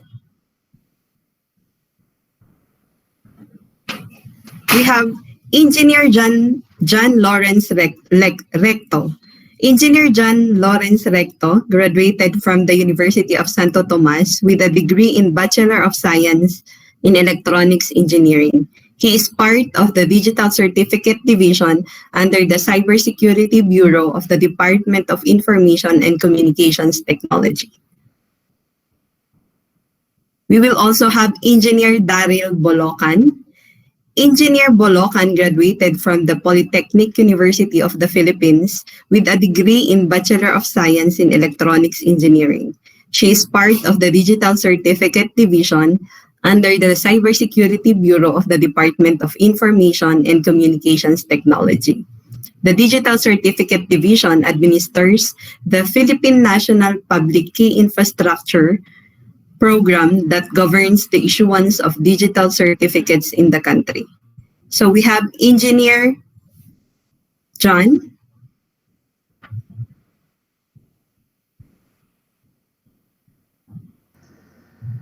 Engineer? Hello po, good afternoon So po. we have Engineer Bolocan. Yes, Engineer. Sige po. Okay po, naririnig na po ako loud and clear. I can hear you, Engineer, loud and clear. Okay po, thank you po. So, in behalf po of our team sa Cybersecurity under the Digital Certificate Division, we are grateful po sa this kind of opportunity para po mabigay po namin ang awareness ng PNPKI. So, with me po is Engineer Recto. So, siya po yung mamaya is magde-demo kung paano po ginagawa or nag-affix ng digital signature. So, mamaya po natin makikita po yung process po ng pag-affix ng signature. So, let me share my screen po. Kung pwede po. Naka-present pa po si LC2. Ayan. Okay po. Let me share my screen.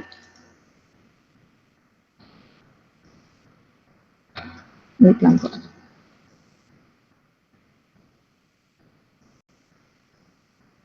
Okay. Nakikita na po yung aking presentation. Yung PowerPoint po. Yes, Engineer. Nakikita na po. Okay po.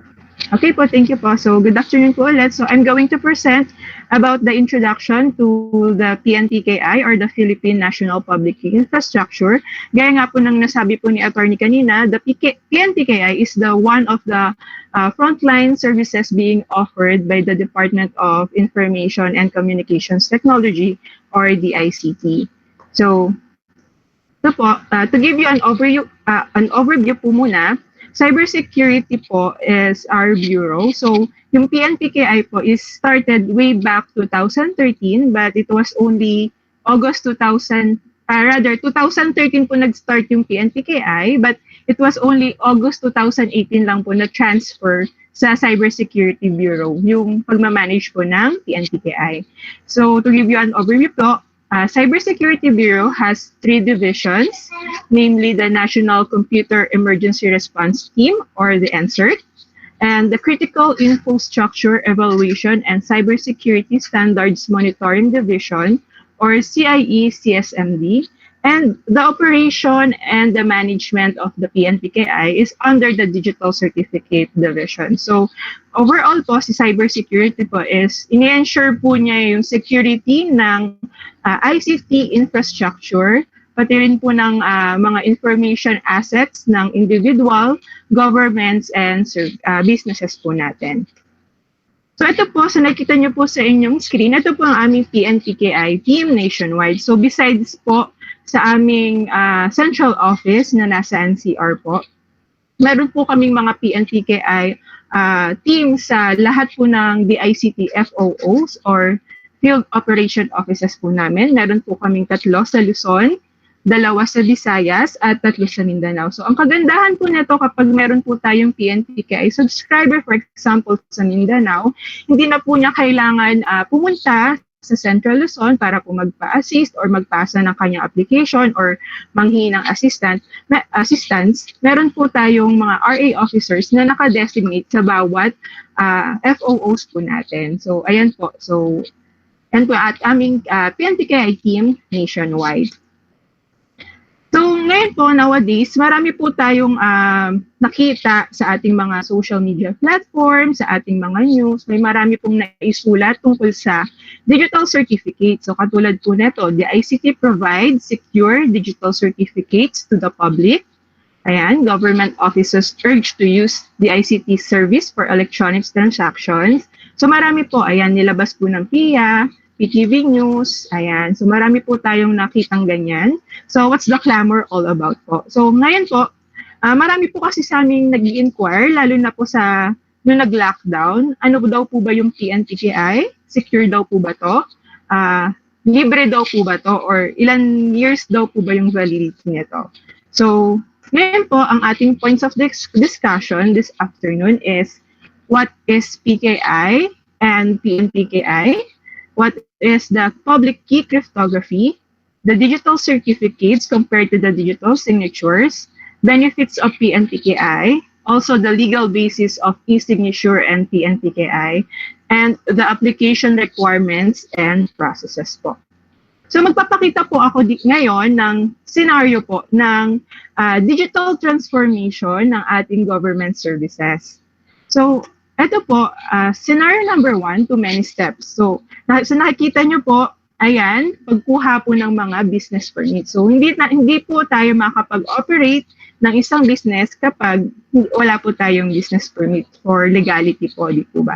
So ito po yung scenario na makikita natin na marami pong tao at marami pong window, minsan window 1 hanggang window 10, and then minsan magiging tiresome po sa atin, nakakapagod, at hindi po natin mamamaximize ang ating time kasi nandyan po tayo buong maghapon.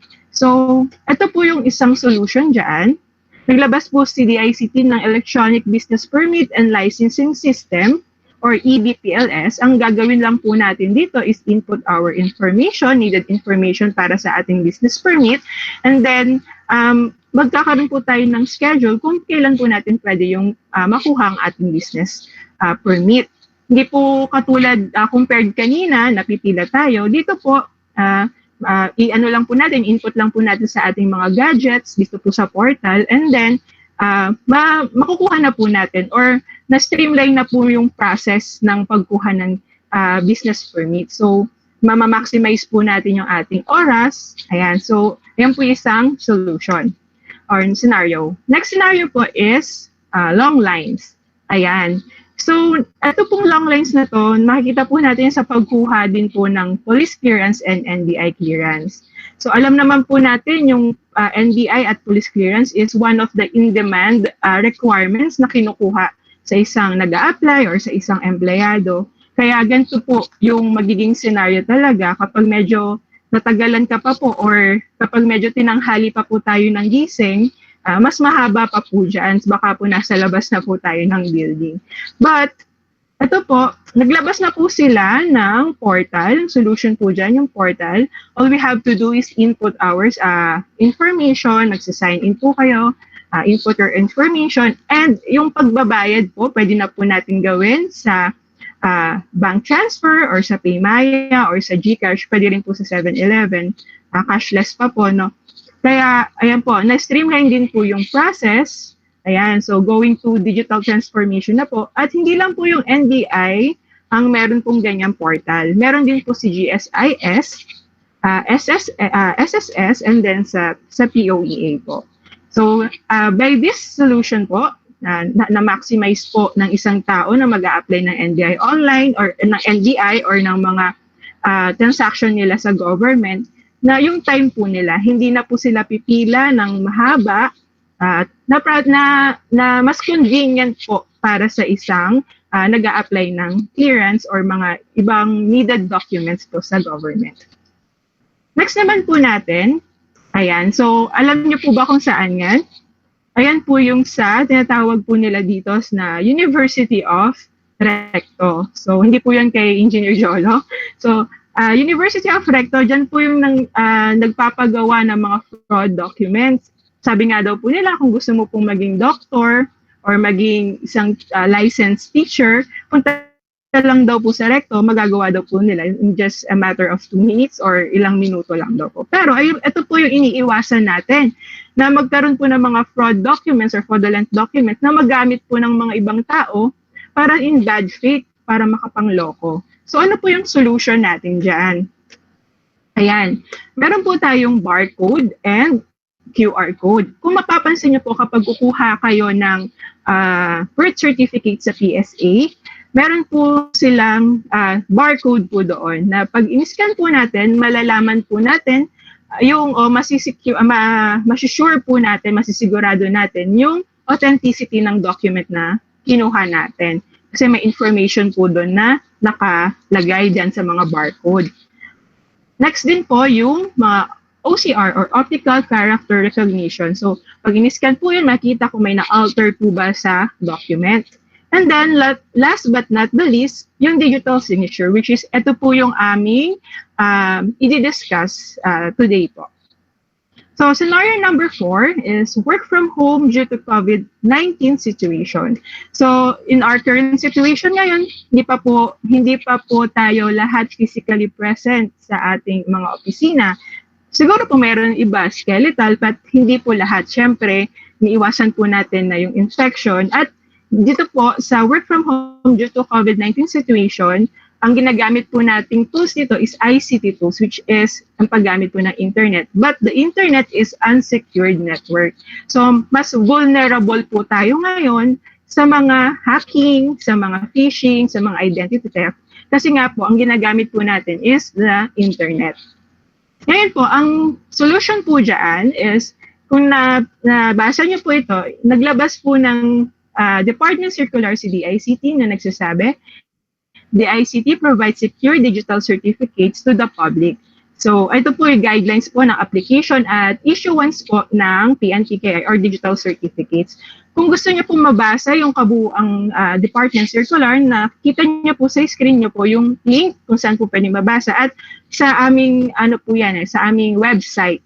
So, by the way po, before po kasi ng pandemic, or before po ng COVID-19, yung po namin, application process po namin is face-to-face po. So, personal, dapat kung gusto niyo po magkaroon ng digital certificate, pupunta po kayo sa office, or kung bulk application naman po, pwede po kami pumunta sa inyong agency or sa office, kami po yung mag-assist po sa inyo. But, face-to-face, pa rin po, appearance or personal appearance, kasi po si DICT po ang mag-vet ng inyong identity na associated po sa inyong public key and private key na i-issue sa inyo.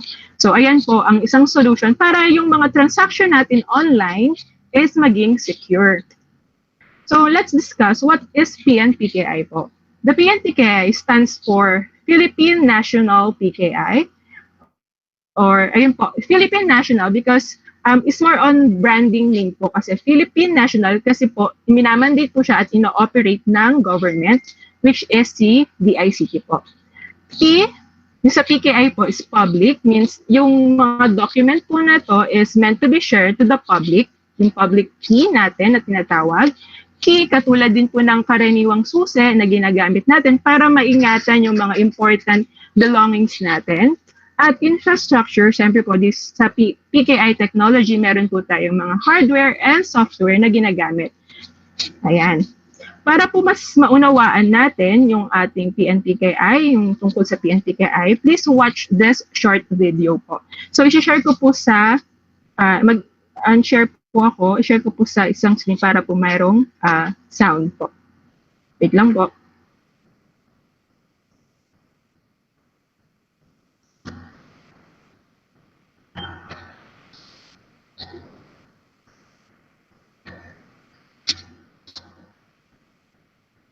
Ayan. May sounds po ba?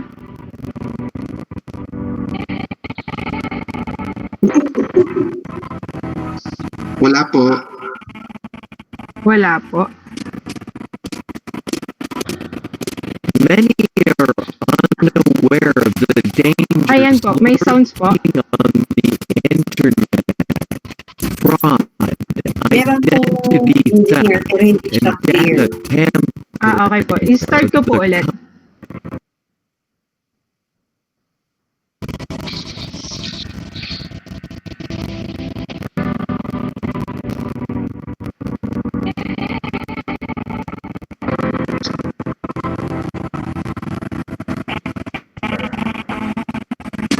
Many are unaware of the dangers lurking on Medyo the robotic po internet. sa akin. Sa inyo po ba Fraud, maganda po yung... identity theft, and data tampering po. are the common security issues faced by users.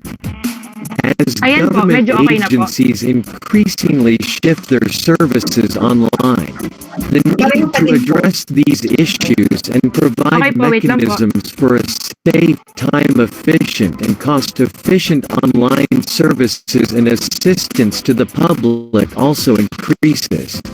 Wait lang po ah. To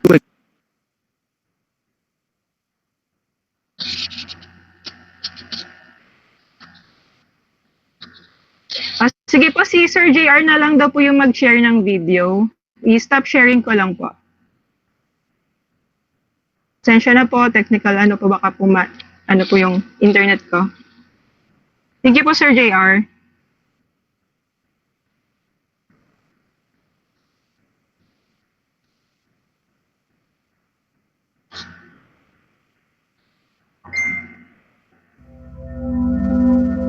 Philippine National PKI.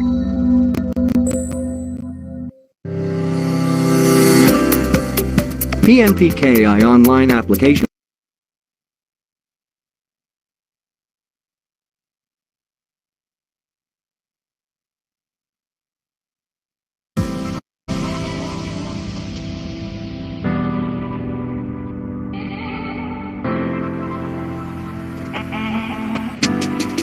Many are unaware of the dangers lurking on the internet. Fraud, identity theft, and data tampering are the common security issues faced by users.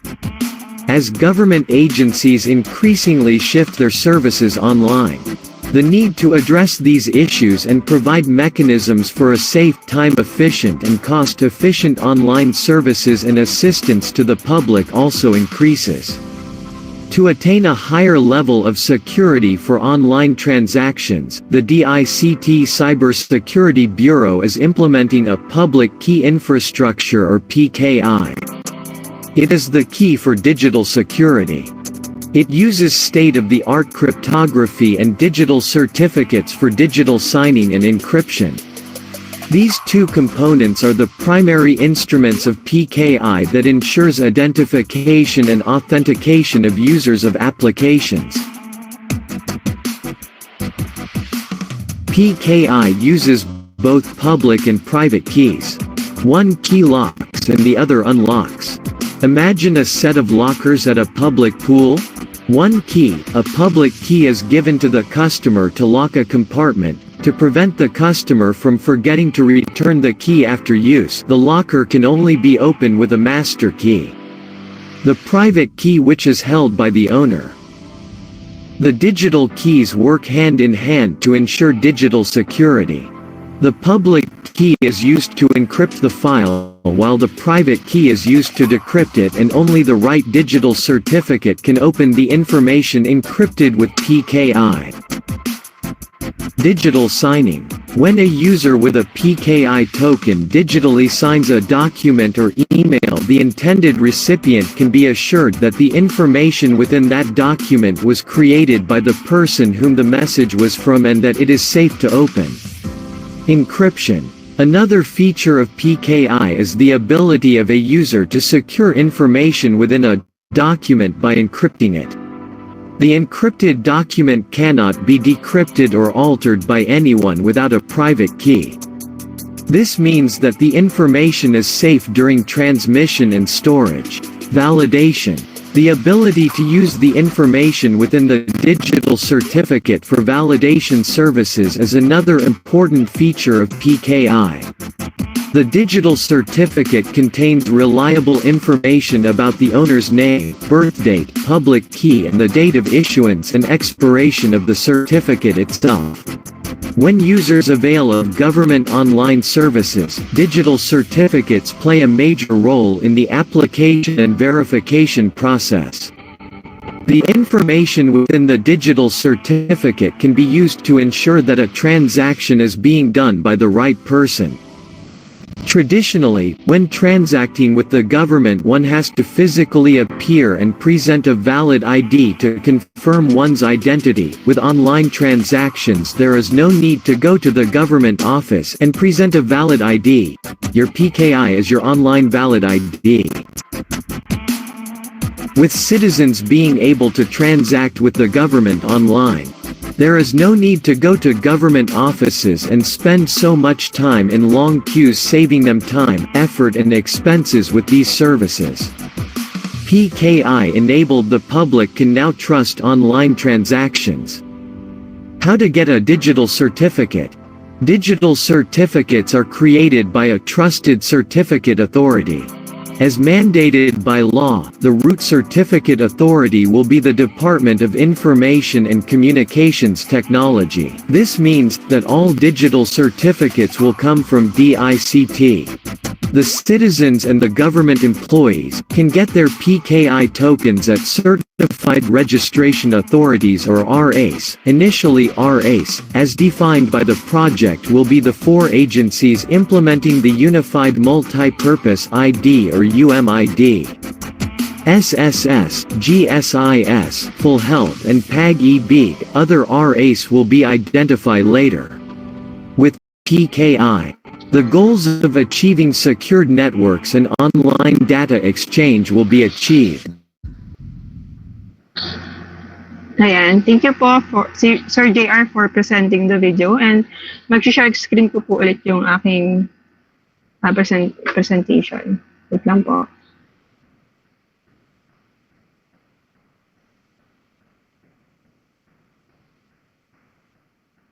So, kita na po yung screen ko po ulit, yung PowerPoint.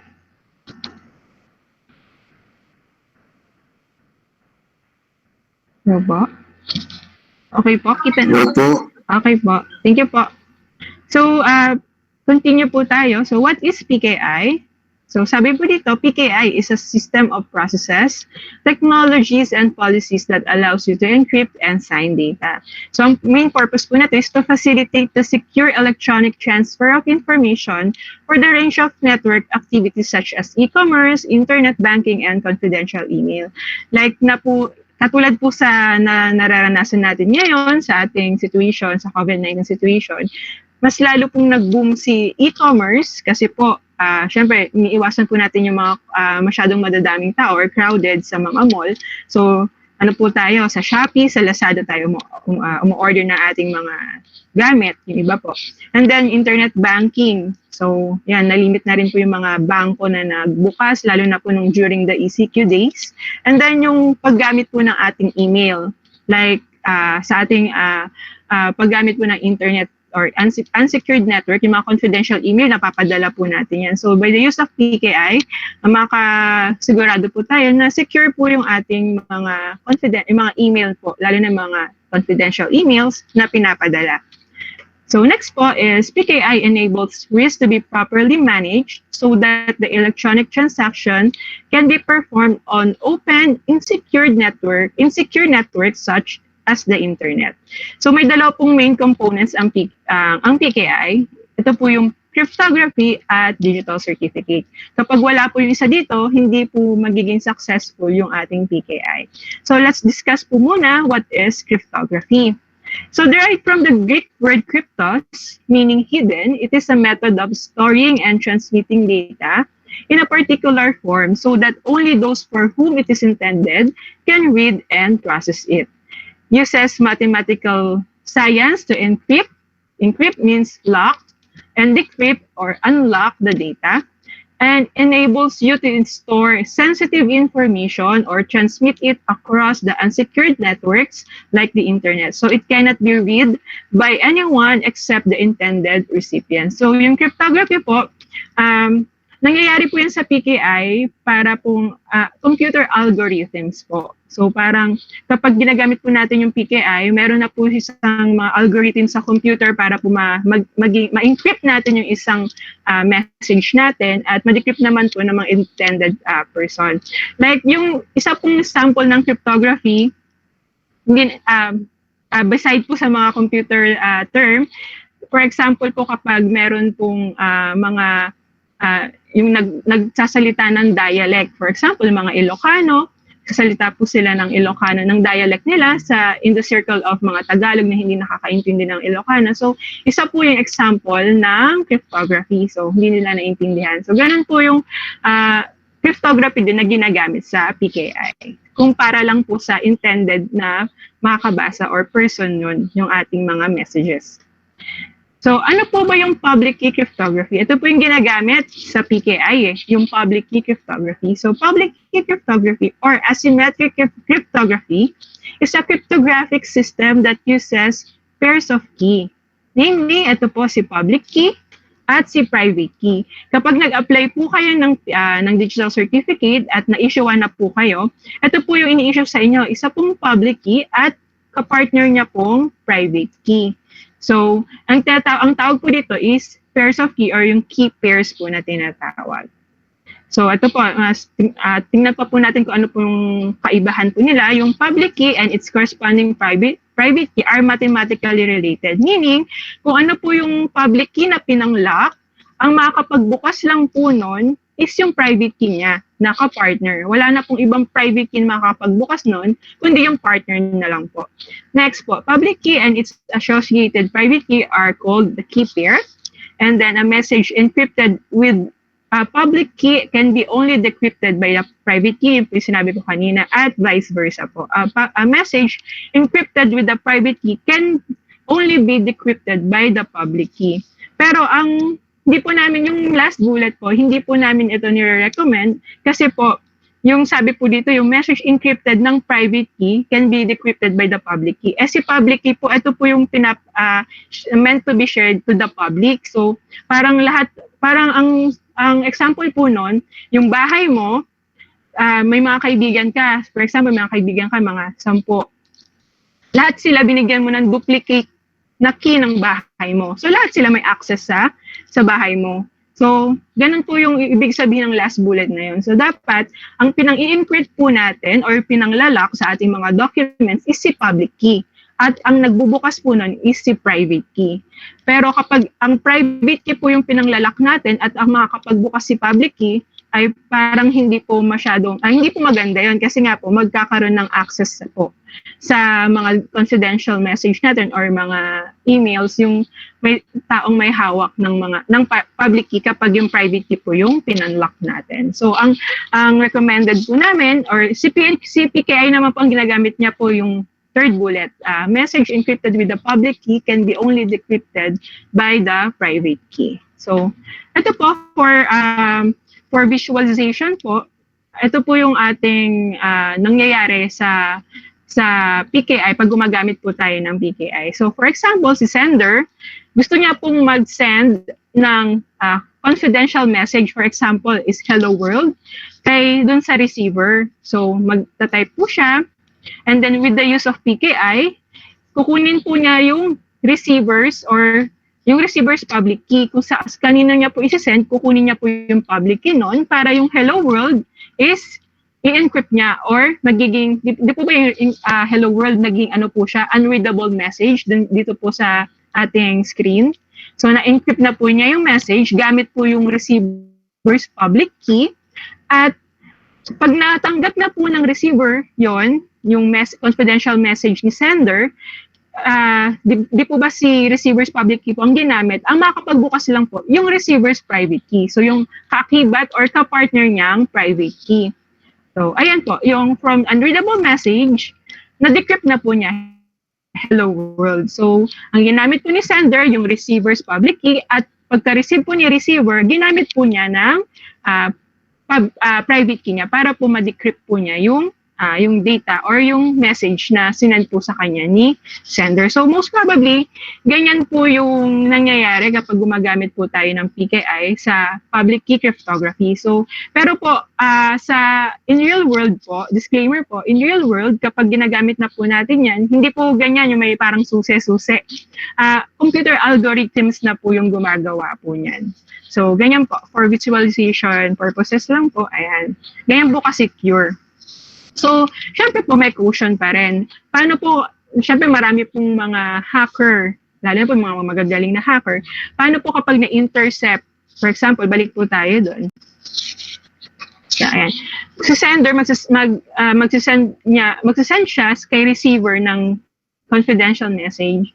Paano po kung na-intercept siya ng isang third party? For example, si Pedro, na-intercept niya si sender. Ang naibigay na public key is yung public key ni Pedro. At yun yung nagamit ni sender parang i-lock yung confidential message niya. Sino lang po makakapagbukas ng confidential message niya? Di po ba si Pedro lang? Kasi yun po yung partner na pinanlock po ni sender. Kasi po binigay ni Pedro yung kanyang public key dun sa kay sender, which is yun po yung pinanlock niya. So, kasi po wala po siyang kaakibat na identity yung public key. Parang ano po siya more on cryptography lang po siya. Pero ito po isang main component ng PKI, public key plus the digital certificate. So, ayan po, ito po yung bumubuo sa technology ng PKI. So, ano po ba yung digital certificate? Ito po, comparing po dun dito sa usual certificate na ating nakikita, sabi po sa Cambridge Dictionary, defines certificate as an official document that states that the information on it is true. Example po nito, mga birth certificate, marriage certificate, death certificate, doctor's medical certificate, or school diploma. So sa nakikita po natin dito sa usual certificate natin, nakikita po natin kung sino yung in-issuehan, sino nag-issue, kailan in-issue, so ano po yung organization. So most probably ganyan din po yung makikita natin sa digital certificate na i-issue sa atin once na we apply for the digital certificate or the PNPKI. So ito pong digital certificate is a very small file issued by a certificate authority. Si certificate authority po, ito po si DICT. As a proof of an individual's or machine's electronic identity. Si certificate authority po, which is the DICT, siya po yung nagbe-vet or nagpa-vouch po ng identity ng users or ni subscribers na associated dun sa in-issue sa kanyang public and private key. Kaya po, face-to-face po yung pag-a-apply po dito. Ngayon po, online verification, video call po ang ginagawa po namin. So, face-to-face pa rin po, through online lang po. Kasi si certificate authority po, siya po yung mag-vet ng identity nyo po na naka-associate dun sa public and private key na in-issue po sa inyo. Next po, isa pong definition niya is an electronic passports that allows a person or computer or organization to exchange information securely over the internet. Kapag na-issuean po kayo ng digital certificate, kapag in-install nyo na po, mapapansin nyo po yung digital certificate po is mga 9 to 10 KB lang po. Small file lang po siya, hindi po siya kumakain ng malaking file sa ating mga computer. At is associated with the public and private key po natin. Ano po ba yung makikita natin sa digital certificate? So, ito po is information about the individual, organization, or computer to which the certificate was issued to. Kung kanino. For example, galing ako kay sa DICT, makikita nyo po doon. Mamaya po, ipapakita ko po yung sample ng digital certificate information na makikita. So, information about the CA who issued the certificate, date issued and expiration, serial number of the certificate holder's public key, at yung other certificate information. So ito po, isa pong example ng aking digital certificate. Ito po yung for authentication CA. Ayan po, makikita nyo po dito, issued po sa akin, Bolocon, Daryl Hermosilla, at kung saan po akong organization belong. So, Department of Information and Communications Technology. For example po, kayo pong mga tiga DepEd, pag mag-apply po kayo, ang makikita po dun sa organization is Department of Education. And then yung organizational unit nyo po. So, Digital Certificate Division, mga serial number, at sino po yung nag-issue Gov Authentication CAs for email signing and encryption. At organization po, may papansin nyo po dyan is DOST po yung nag-issue kasi si PNPKI po, nag-pioneer po niyan si DOST. But syempre po, naging batas na po yung pag-create ni DICT, nilipat na po kay DICT. So, on that transition na rin po yung pagpapalit niyaan, dyan sa nakalagay ng issued by from DOST to DICT po. At yung validity po niya, so PNPKI po, i-issue po kami ng 2 years validity po. may nagtatanong po bakit 2 years lang, ba't hindi gawing 5 years? So, based po sa research, para po hindi po, kasi hackable po kapag parang 2 years, above 2 years na po. Syempre po, nag-upgrade yung technology natin. So, mas yung mga hackers po, talaga nagtatry-try yan ng code. So, based on the research, so maximum of 2 years, hindi po nila ma-crack or ma-hack po yung digital, yung PKI. So 2 years po yung validity. So, sa akin, nakikita nyo po dyan, March 12, 2019 na issue at mag-expire po siya next year na March 11. So, renewable naman po yung ating digital certificate at free po ito, wala pong bayad. Basta lang po, makapag-produce tayo or makapag-submit tayo ng mga documents po natin na makikita po natin mamaya sa dulo ng aming presentation kung ano po yung mga requirements. So, ayan po yung mga ibang certificate information, mga fingerprints, yan, mga ginagamit po natin. Ito po yung types of digital certificate na ini-issue po namin sa DICT. Si individual certificates, meron pong authentication and signing. Gaya po ng nasabi ko kanina, si authentication, ginagamit po siya sa email signing. For example, yung illustration po namin kanina na si sender may isisend na confidential message. Ang ginagamit po niyang certificate po doon is sa authentication para ma-decrypt or ma-encrypt po yung kanyang confidential message. And then, sa signing naman po, kapag ito po ginagamit, kapag magda-document signing tayo, mamaya po, i-demo po ni Engineer Jolo po yung paano po mag-affix ng digital signature sa ating document. Mas ma-appreciate nyo po yun kasi po kapag nag-sign, kasi po usual signature natin, scan lang at i-paste sa ating mga document. Ngayon po, with the use of PKI ng digital signature, ano po, malalaman na po natin kung na-alter ba or na-modified pa yung document na sinign natin using the PKI. So ito po yung ating example ng authentication certificate. Ayan po, makikita rin po yung pangalan, kung saan organizational unit, yung kung ano po yung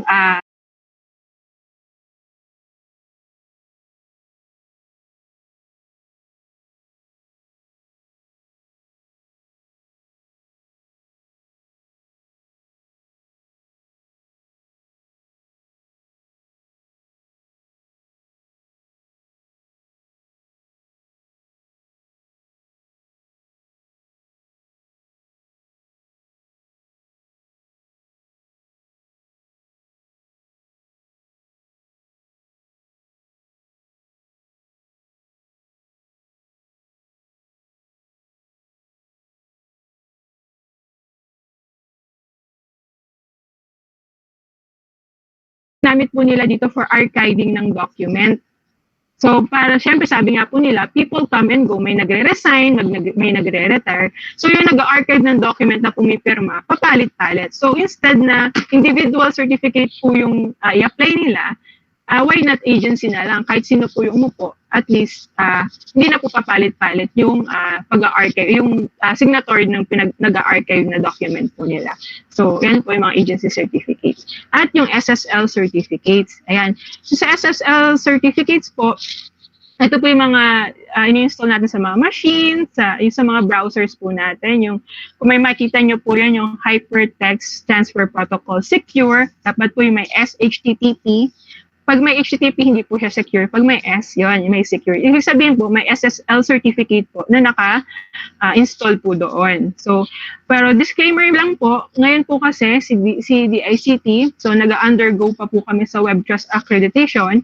So, secure po siya once na ginamit niyo po yung SSL na ino-offer po namin, but hindi pa po siya Web Trust Accredited. Kaya, ano po, makikita niyo po dun sa lock, kulay orange po siya. So, sabihin po niya hindi po secure, pero secure po siya. Nag-undergo lang po kami ng accreditation. Once na natapos na po namin accreditation, ayan, pwede na po kaming issue ng SSL certificate pag ayan, mga green na po makita nyo, yung HTTPS na rin po at may green na lock. So, yun po. Kasi may marami rin po nagtatanong sa amin yung mga SSL certificate kung nag-i-issue pa po kami ngayon. Ngayon po kasi nga po, since nag-Web Trust Accreditation pa po kami, so hindi po muna. Ayan. So next po is, what is a digital signature? A type of electronic signature mathematical scheme for verifying the authenticity, integrity, and non-repudiation of a message, often used to implement electronic signature. So ano po ba yung kaibahan niya sa digital certificate?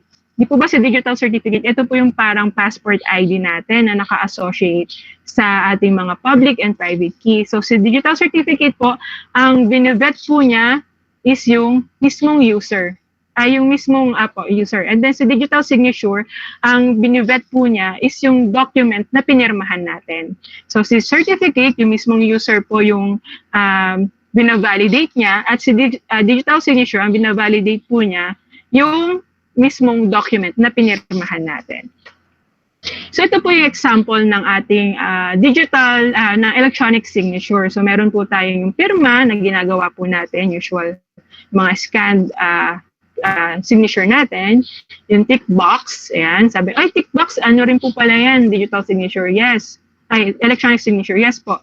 Kasi po nag-affirm po tayo sa, for example, nakita po natin yan sa mga sa mga ini-install nating mga app sa ating mobile or sa mga terms and conditions. So, hanapin lang natin yan, tick box. So, nag-affirm. So, isa po yung example ng electronic signature. And then the fingerprint at mismong pangalan natin at mga voice recording.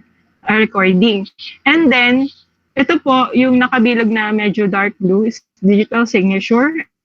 Ayan po yung, siguro masasabi ko po na mas safe po sa ibang example ng electronic signature. So mamaya po ipapakita po ni Engineer Jolo po yung pag-affix ng ating digital signature at kung paano po kapag na-modified. Ayan, kung paano niya magkakaroon ng notification.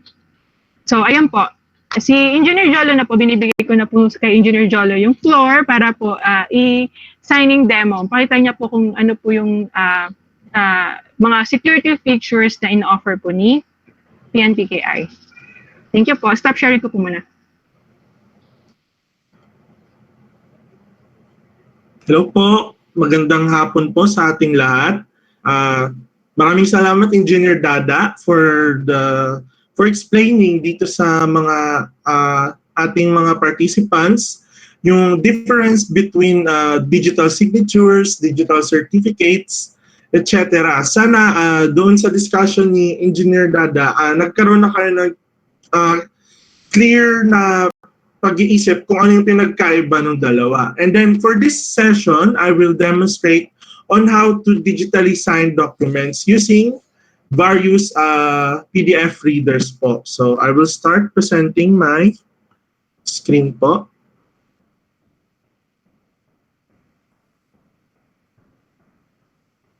Okay. So can you see my screen po? Just to verify po.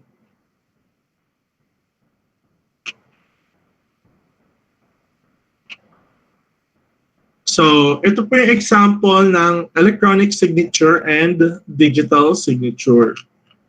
So, dito sa electronic signature, kung makikita nyo, it is a scanned photo of my signature. So, bali po, kung makikita nyo po, wala kayong pwedeng gawin sa kanya and there are no means to verify kung ako nga po ba yung naglagay or nag-affix ng aking electronic signature dito sa document. Compare naman natin kung ano yung pinagkaiba niya dito sa digital signature. So kung hinover ko dito yung mouse, iba yung nagpapakita. Dito parang may magpapakitang kamay na pwedeng pindutin. So ibig sabihin, yung mga digital signatures natin is clickable. So click ko lang po para mapakita sa inyo. So ayan, pag tinik po natin yung digital signature, may lalabas po na signature validation status. So ibig sabihin, lahat po ng digital signatures, meron siyang validation status. So pwede natin i-validate yung information na nakalagay kasama noong digital signature. So pwede nyo makita dito sa validation status, the signature is valid, signed by me. So the document has not been modified since the signature was applied. The document is signed by the current user. So pwede nyo rin tingnan yung properties ng signature. So click ko lang po. Ayan. So andito po, makikita po natin, meron din po tayong timestamping na ginamit para dito sa ating digital signature. Ibig sabihin po ng timestamping, yung time na ginamit po for signing is nakasynchronize po sa Philippine Standard Time. So with the use of timestamping, may iwasan po yung tinatawag natin na anti-dating or yung dinuduga natin yung oras ng time ng pagpirma. Kasi sa first, yung default settings po kasi, ang kinukuha niyang time is yung computer clock or yung time doon sa inyong mga computer. So, di ba, pwede namang palitan yung mga time doon. So, that's why we recommend the use of timestamping. So, meron din pong timestamping authority na provide si PNPKI. You just need to copy and paste the link po doon sa settings ng inyong PDF readers. Then makakapag-digitally sign na po kayo with timestamp. So pwede nyo rin pong, balik po tayo, pwede nyo rin pong tingnan yung certificate ng signatory. For example, tingnan natin yung certificate details ko. Click nyo lang po itong show certificate, show signer certificate na button. So, by the way po, itong ginagamit kong application now is Adobe Acrobat Reader DC. Yung free version lang po. So, pwede po kayong gumamit ng free version ng Adobe Reader and makakapag-digitally sign na po kayo. So, dito po, makikita nyo po yung hierarchy ng aking certificate. So, andito yung pangalan ko, yung organization ko, and then kung sino po yung nag-issue, which in this case, yung Gov Signing CA, kasi signing certificate po yung ginamit ko for signing. And then yung issuing CA, DOST, on the process na po on making it DICT. Then makikita niyo po dito yung intended usage, non-repudiation. Kung ano po yung non-repudiation, it will be explained more on detail mamaya ni Engineer Daryl. So, dito rin sa my left side, makikita niyo yung hierarchy ng ating certificates, kung saan siya nanggaling.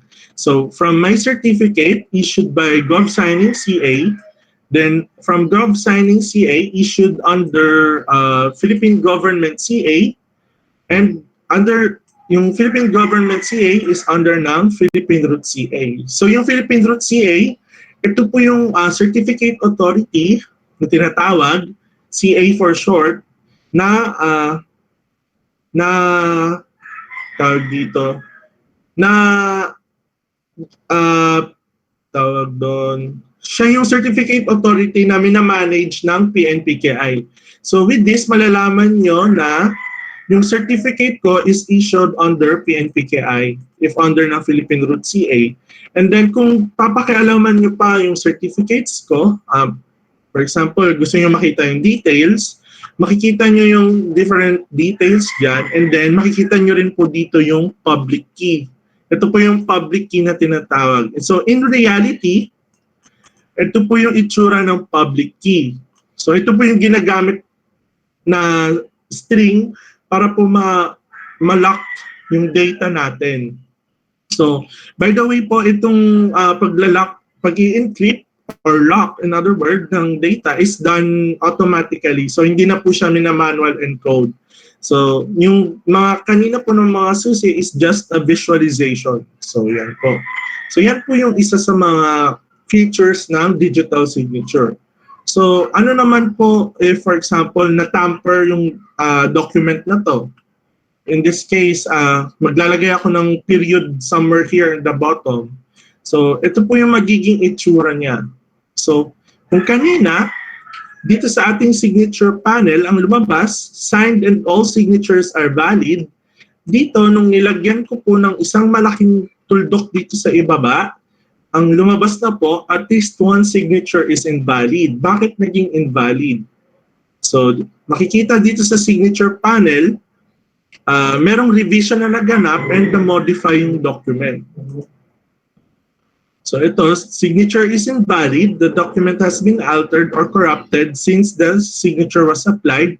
Then the document is signed by the current user. So Kasi ang ginagamit po na technology din po dito is yung hashing na tinatawag. So yung hash po, para siyang, isa po siyang tawag dito, series of letters and numbers na parang kino-condense niya or pinapaliit niya yung contents ng mga document nyo into one-liner na series of numbers and letters, alphanumeric characters rather. So yun. So yung hash na yun is napaka-sensitive to changes. So once na, for example, maglagay ka nga lang ng dot na maliit or malaki somewhere doon sa document, a totally different hash or a totally different series of alphanumeric numbers will be generated. Yun yung ginagamit na security feature on detecting altered or tampered documents. So ito po yung ginagamit ng digital signatures natin para ma-detect yung alteration. So makikita nyo rin yung signature is invalid because of the alteration. So may nagtatanong din naman sa amin dati, paano kung maraming signatories? Yes, pwede po mag-digital sign pag multiple signatories. For example po, ito yung after event report namin sa mga trainings na ginaganap namin dati. So ito po, in this case po kasi lahat ng signatories dito is merong mga digital certificates. Kaya sila nakapag-digitally sign. So ayan.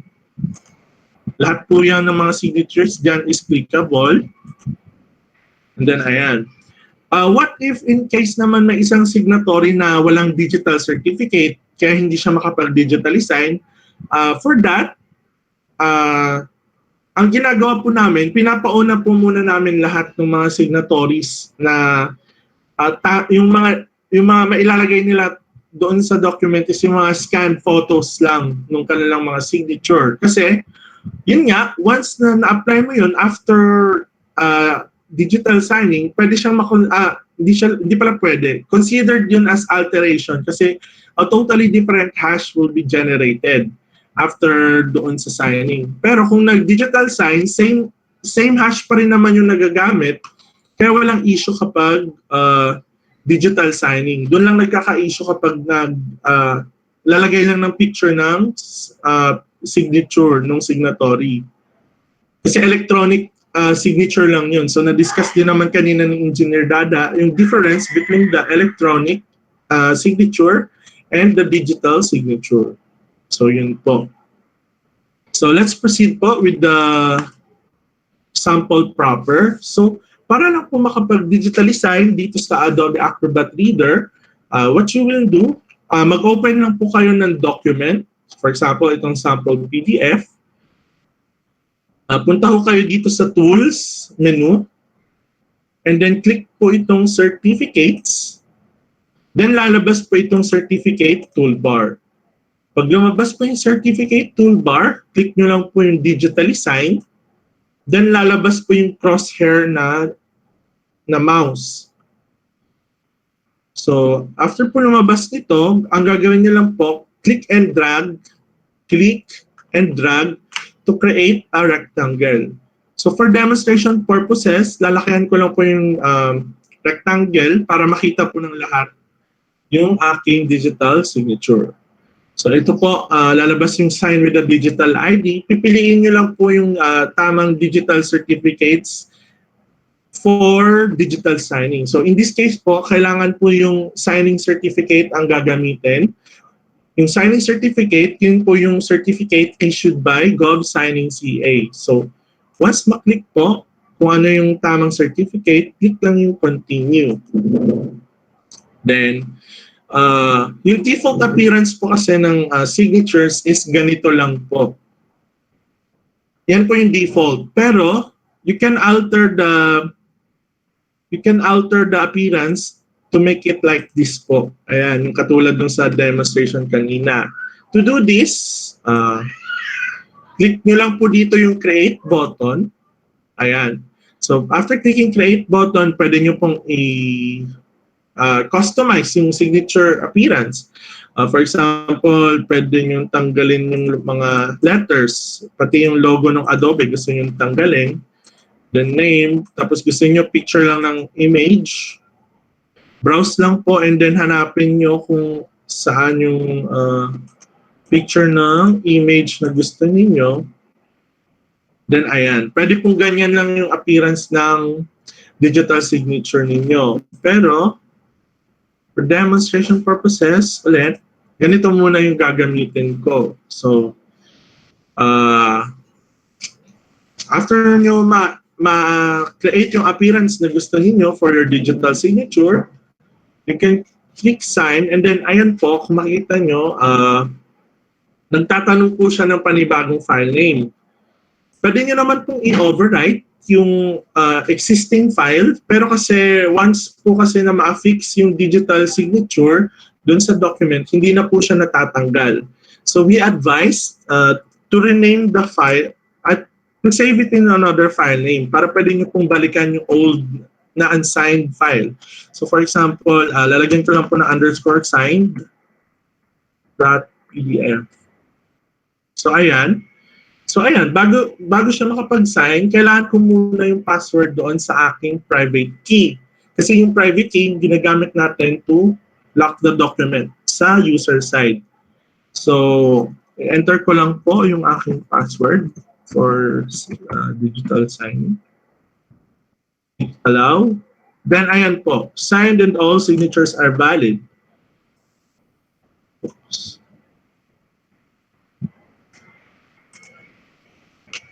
Oh, nawala.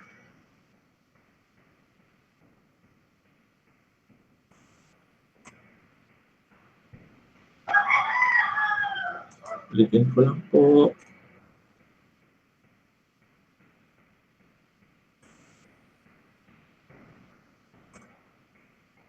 Ayan.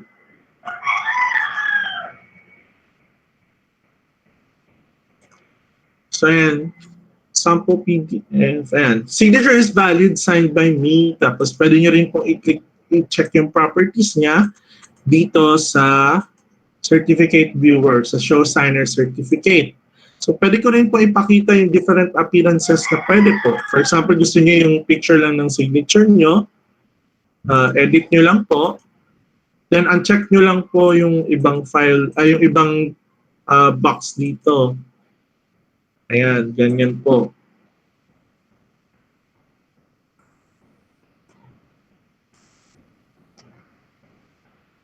Tapos kung gusto niyo po yung name niyo lang, pwede rin naman po. For example, dito. Edit ko po, name lang ilalagay. Ayan.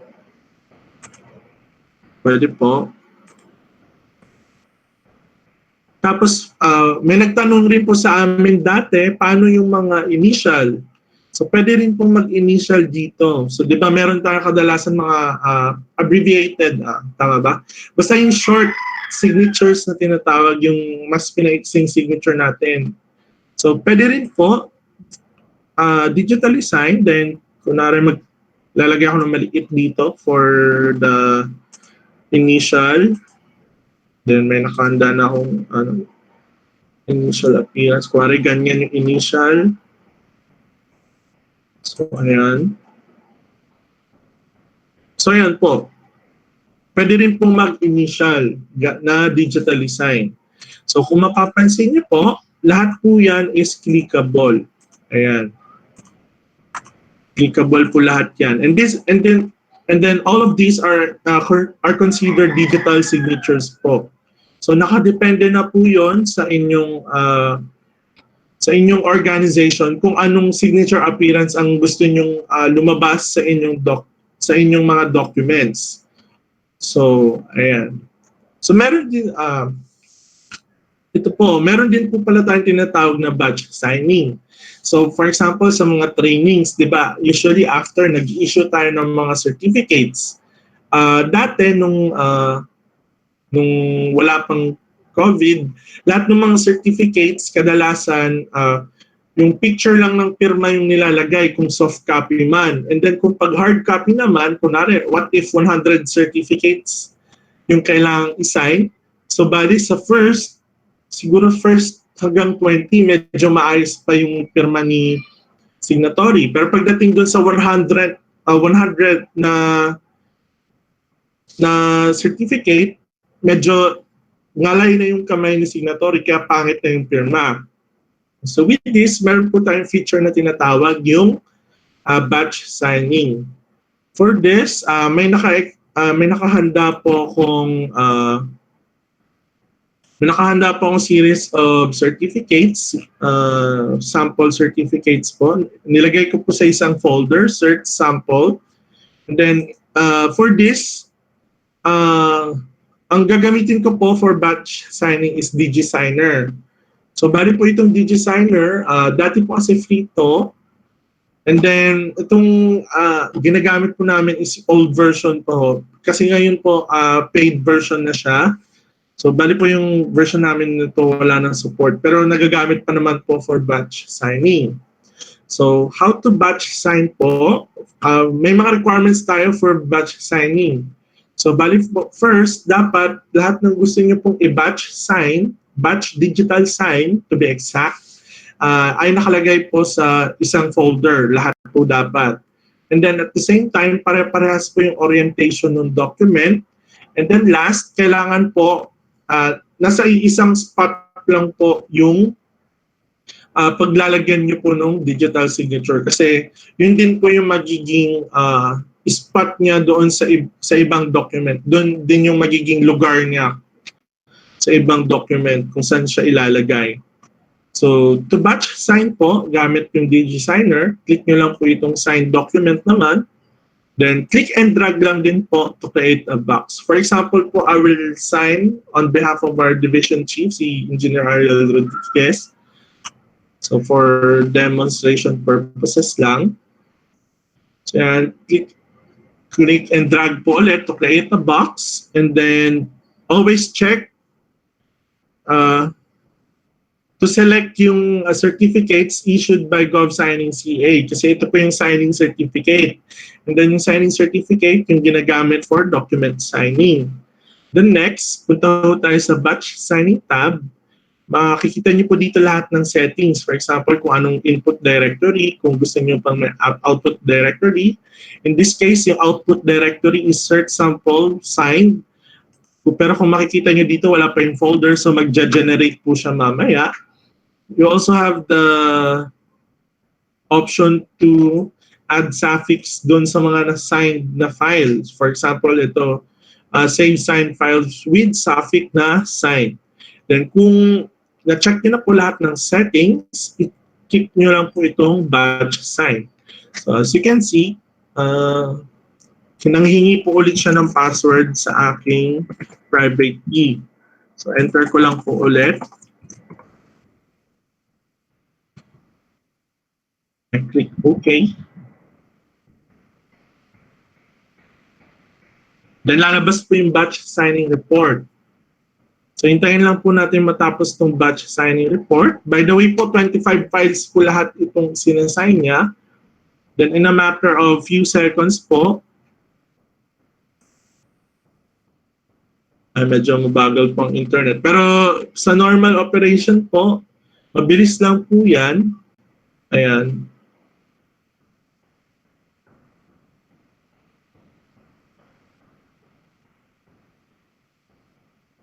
Hintayin lang po natin matapos.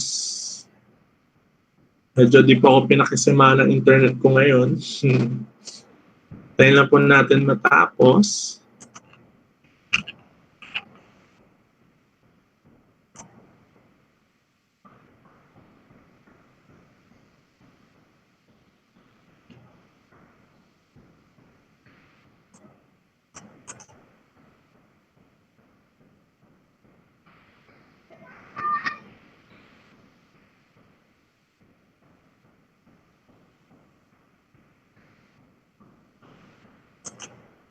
Ayaw ko pakisama ng internet.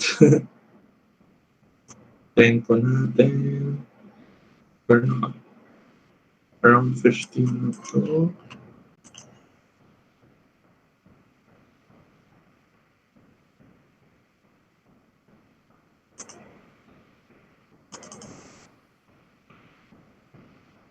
Konti na lang.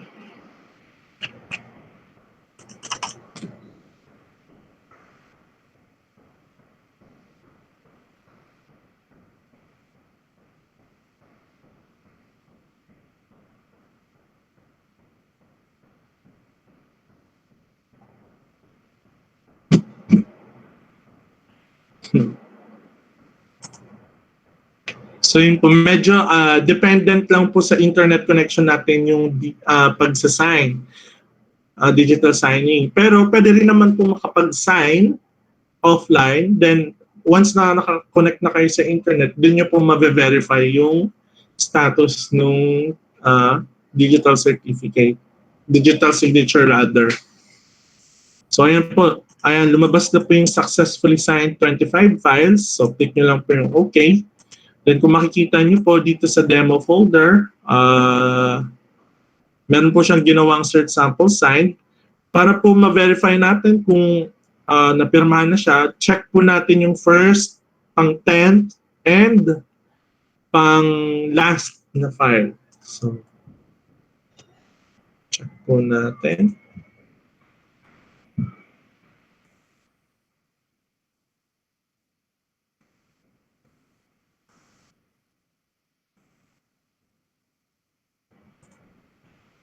Then yung pang last file. Okay. Dito sa first file, around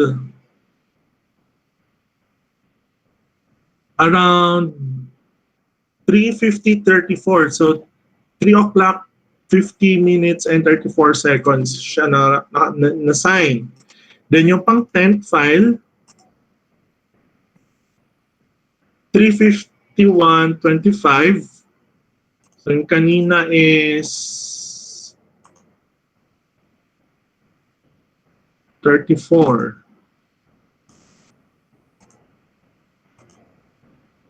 Then ito 15:52:33. So in a matter of few minutes po, na-sign niya na yung buong 25 files. So mas ma-appreciate niyo po to, lalo na doon sa mga trainings na more than 100 yung participants.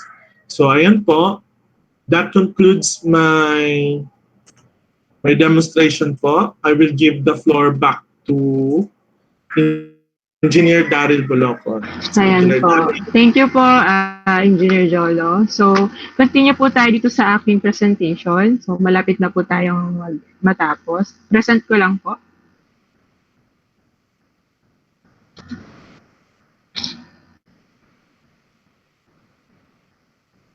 Ayan, so, lang po.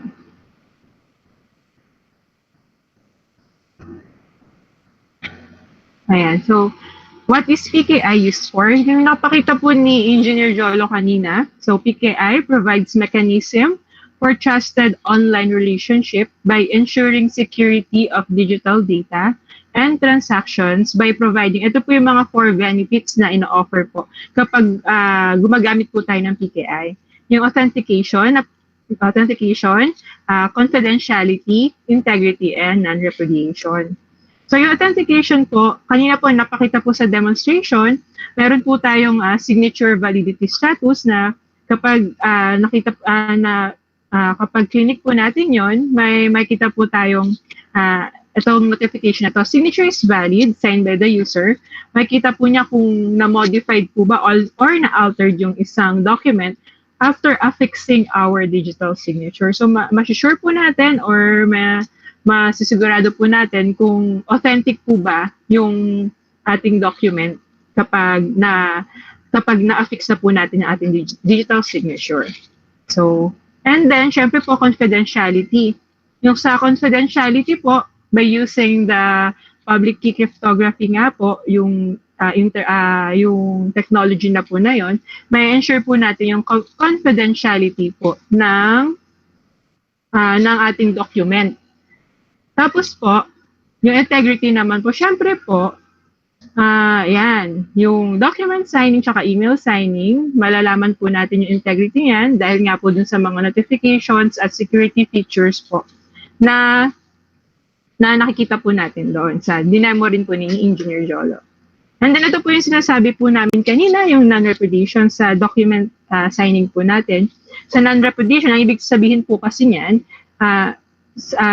someone cannot deny something po. Kasi ibig sabihin, kung makita nyo po doon sa PNPKI form, sa may subscribers agreement po doon na portion na nag-agree po kayo. Kasi once na na-issuean na po namin kayo ng digital certificate, kayo lang po yung may copy ng private key nyo. So, kapag na-issuehan na po kayo, wala na po kaming copy ng private key. So, kayo lang po yung, si user lang po yung merong full responsibility doon sa private key niya. So, kaya nga po sabi namin, kapag you feel compromised na yung inyong private key, na compromise, parang ATM lang po yan kapag nawala or nanakaw sa inyo, ang una po natin ginagawa, tumatawag tayo sa bangko para i-avoid yung ATM natin.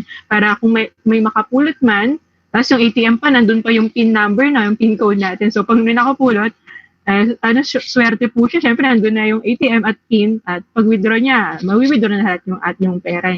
Pero, katulad din po yun ng PKI, yung private key. Once na nalaman niyo po na na-compromise yung private key nyo, tawag lang po kayo sa nag-assist sa inyong RA officers or registration authority officers.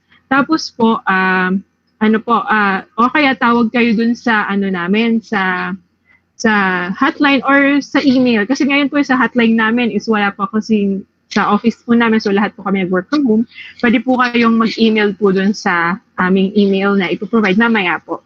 So, yun po, para po mapa-revoke yung certificates nyo. Mamaya po kasi, alam po yung nalaman po niya yung private key nyo at gamitin po in bad faith. So, may non-repudiation po kasi yan na marami pong process para mapatunayan na kung hindi po talaga kayo pumirma or may nakakuha po ng inyong private key. So, mas mag-igip po kapag nalaman nyo po na compromise, tawag lang po kayo agad sa RA officer. Okay po. So, ito po yung legal basis for e-signature. Ito po yung isa po is yung Electronic Commerce Act of 2000, RA 8792. Sabi po sa Section 7, Legal Recognition of Electronic Documents. So, electronic documents shall have the legal effect, validity, or enforceability as any other document or legal writing. So, for evidentiary purposes, an electronic document shall be functional equivalent of a written document under existing law. So, sabi po dito, yung electronic document, same weight lang po siya ng ng written document. So, under existing law. So, sa Section 8, Legal Recognition of Electronic Signature. So, electronic signature on the electronic document shall be equivalent to the signature of a person on a written document. So, magka-same weight rin po siya or magka-equivalent po yung electronic signature dun sa wet signature na tinatawag or sa written document po ng person na yon. So, isa rin po sa legal basis ng PNPKI is yung EO 810 series of 2009. So, application of digital signature in e-government services. So, all government agencies and instrumentalities providing e-government services to its client shall require the use of digital signatures in their respective e-government services po. Ito po yung sabi, institutionalizing the certification scheme of digital signatures and directing the application of digital signatures in e-government services. So, panahong 2009 pa po yan. So, ngayon naman po, marami na rin pong nag-apply din sa amin ng mga agencies para tinatry din po nila itong digital signature or certificates po na ina-offer po ni DICT yung PNPKI para mas secure po yung kanilang online transaction.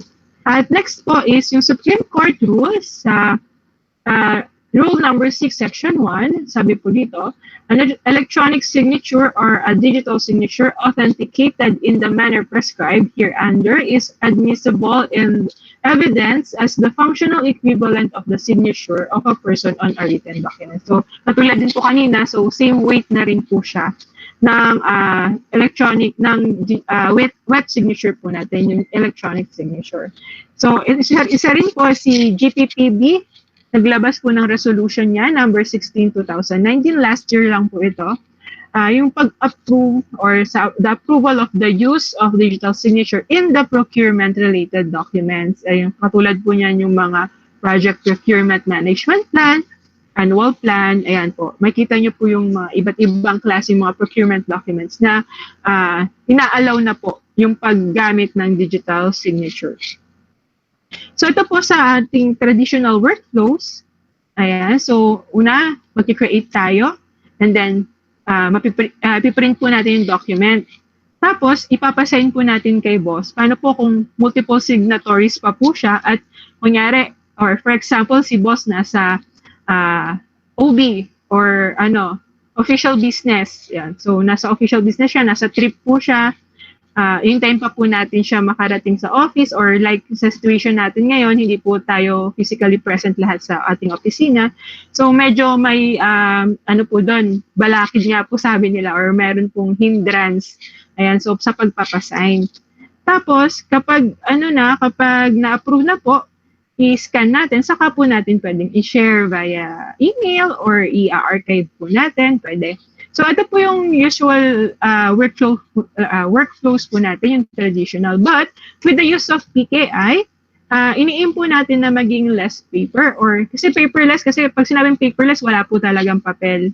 So, kahit po less paper workflows po muna tayo kasi minsan po piniprint po natin yan for archiving. So ito po yung ating less paper workflow. So mag-create tayo and then isa-sign lang po natin. Kung mag-i-edit man po tayo, we do not need to print it na po. So i-edit nyo lang po sa inyong devices, sa inyong laptops or desktop, and then once na okay na po, kahit si boss nasa ibang bansa pa or nasa OB or nasa kanya-kanyang mga bahay, basta may internet connection, pwede po isend sa kanya at pumirma siya.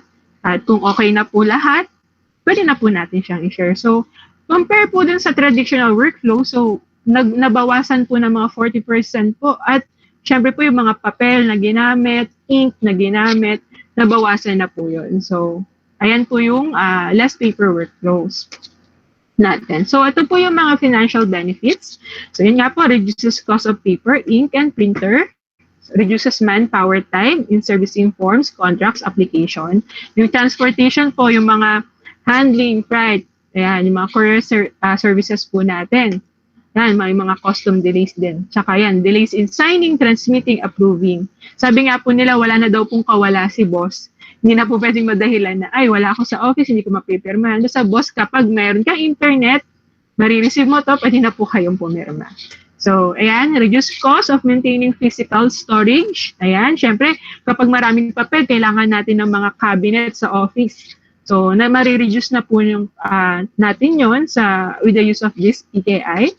Tsaka yung mga fraud, yan, encoding errors, tampering, modification of signed document. Ito po yung mahalaga para hindi po matampered yung mga sinasign natin. Ayan, so reduces cost of lost reputation, credibility due to security leaks and breaches. So ito po yung ating mga PNPKI partners. Ayan, si SEC or Security Exchange Commission. So meron po kasi silang tinatawag na online submission po ng RBCA, yung risk-based capital adequacy po nila, reports na lahat po ng mga brokers nila, nagpapasa po ng bi-monthly ng RBCA. So, hindi na po sila tumatanggap ng wet signature or yung manual signature. Lahat po ng mga brokers po nila, pinag-apply po nila sa amin para makakuha po ng digital signature. Mas secure pa naman po kasi yun at hindi na po kailangan dalhin yung physical copy. So, mas maganda po gamitin ngayon since this is our, sa pandemic nga po, mas maganda pong gamitin yung mga online transaction na secure para po maging tuloy-tuloy pa rin po yung ating trabaho at serbisyong publiko. At next po na ating partners is yung TARO or City Archives and Records Office dun po sa Davao. So sila po yung first LGU to apply as GOVRA. So ang ginamit po nila, may ano po sila dun mayroon po silang system. Kinuha lang po yung aming API para in-merge or in-integrate lang po yung PKI doon sa kanilang system. Yeah, so pumipirma na po sila using their digital signature.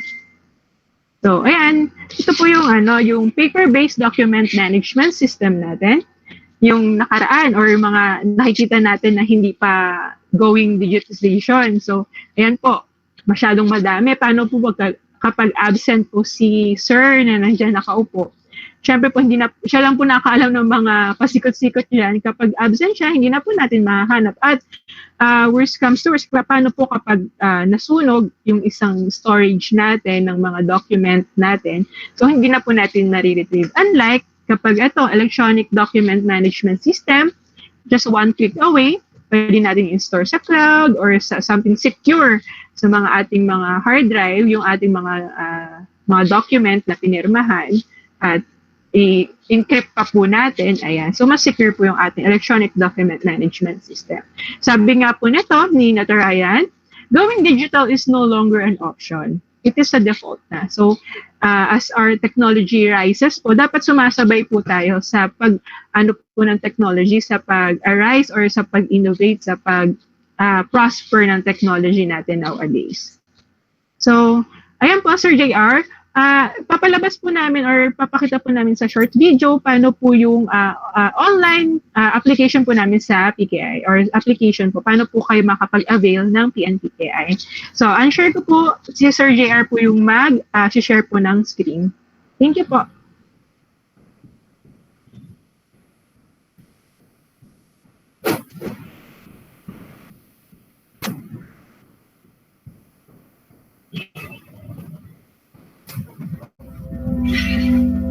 Philippine National PKI.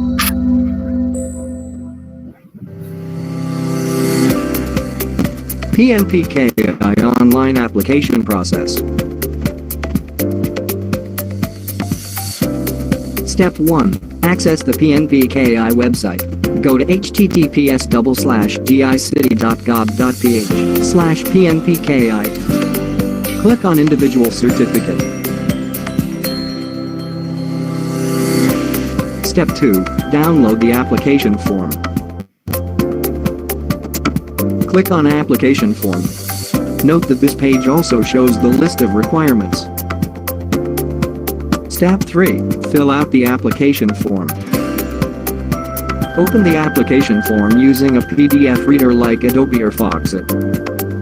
Fill out all the required information in the form.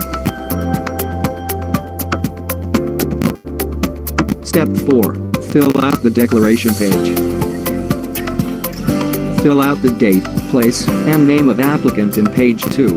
It will automatically fill out page 4. Once complete, save the file as PDF. Step 5. Send application form and requirements. Email the application form and scanned copy of supporting documents to info.pnpki@dicity.gov.ph. The PNPKI team will check the completeness of information and submitted requirements. If complete, the PNPKI team will send an email to set up a video call schedule for identity verification and presentation of original documents, IDs, passport, and so forth. Sign page 2 and page 4 during the video call, and submit the signed application form to info.pnpki@dicity.gov.ph. Once the signed application is received, an email will be sent to the applicant's email address within 2 to 3 business days, containing his or her digital certificate download credentials. For more information, visit https://dicity.gov.ph/PNPKI.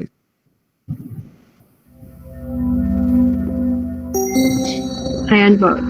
Thank you po for sharing, Sir JR. So, balik ko lang po dito sa presentation ko para po yung sa aming contact number po.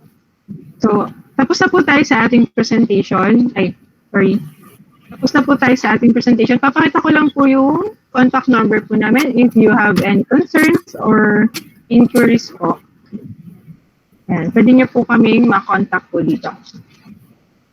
Ayan, sa DICT. Ayan, kung gusto niyo po pong malaman more about PNPKI, punta lang po kayo sa aming website, dict.gov.ph/PNPKI. And then yung info.pnpki@dict.gov.ph. So responsive naman po talaga yung aming email address kasi po, ito po sa hotline namin, wala pong sasagot sa inyo kasi nga po lahat po kami is naka-work from home. So thank you po for having us.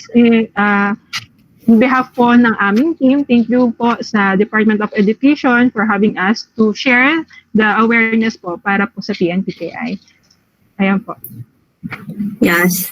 Thank you din po Engineer Bolocon and Engineer Jan Recto. Pero dyan muna kayo, ma'am, kasi Okay, I think we have few questions raised by the participants.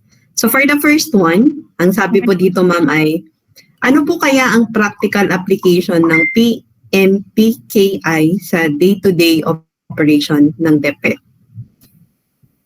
Or to the day-to-day operation sa government, parang ganito. Sa government po, ayun po, magagamit nyo po sa dinemo po namin, sa document signing. Actually po, ma'am, depende po sa mga, ano po yan, sa policy po. Kung policy po ng agency, for example, sa DepEd, kung ano po yung gagamitan nyo po ng PKI or ng PNPKI sa, for example, sa document signing, once na magsasign po kayo ng mga kailangan na document. At siguro, ma'am, yung sa mga pagsasend nyo po sa email, kung kailangan po naka-email sign para po ma-preserve po yung confidentiality ng message nyo. So, it's all about your policy po or yung mga transaction po sa government para po makapag-create po ng guidelines po for the usage of the digital signature. Okay. Yeah, thank you. So for the information of everybody, I will just share, ma'am. I think it was just yesterday or the other day when there was a planning para for 2021 budget ng regional office. So parang we are gearing towards yung ganito, that's yung sa digital signature kasi I think we are intending to procure yung mga tawag dito, yung gagamitin na parang software. I think what we need here right now, if I'm not mistaken, and if I heard it correctly earlier, ay yung Adobe Reader. Parang ganun, Sir Engineer, like to ano po? Parang Adobe Reader yung kailangan. Yes po. Yung ginamit ko pong Adobe Reader kanina is yung free version lang po. And then yung mga na-experience ko po na ibang ginagamit ng mga users ng PNPKI is yung Foxit Reader, then meron din pong encounter na Nitro PDF Reader. Yun po. So, nagagamit naman po siya sa different PDF readers po. So, hindi lang po siya limited into Adobe Reader po. Okay. Yung PDF reader na po yun is it supports digital signing feature po. Yun po. Okay. So kung ganyan yung nagiging plan ng regional office, kasi we are parang it's a part na nung procure namin is yung software na kailangan para nga sa digital signature. So probably if that would be the plan for 2021, there's a great possibility na i-require na, hindi naman i-require, pero at least we will use the digital signature, and if that's the case, baka pwedeng magagawa din yan sa baba. And as earlier said nga ni Engineer Bolocon, it will depend sa mga SDS natin. So for the information lang of everybody, majority of our participants are the head ng district and provincial office namin. Ng city pala and provincial offices namin. So nakadepende din sa kanila kung i-require din nila ang digital signature. But for the regional office, yun nga, as I was saying earlier, parang bumibili na din kami ng software para nga makagamit kami ng digital signature. Okay? So, yan. Just to add up dun sa sinabi ni Engineer Bolocon kanina, nabigyan ko lang ng overview ang sa regional office. So, we have also another question. Ang sabi po dito ay, ano po ang requirements at qualifications ng applicant sa pag-apply ng PNPKI? So kindly give a brief, tawag dito, descriptions ng mga requirements. Kasi sabi kanina is we have to click, di ba? Pero hindi naman nakalagay kung ano yung mga requirements. So probably that was the question nung nagtanong. So ano ang po requirements at qualifications ng applicant sa pag-apply ng PNPKI? Okay po. So sa pag-apply po ng PNPKI, kailangan po yung duly accomplished PNPKI form na mada-download po sa aming website.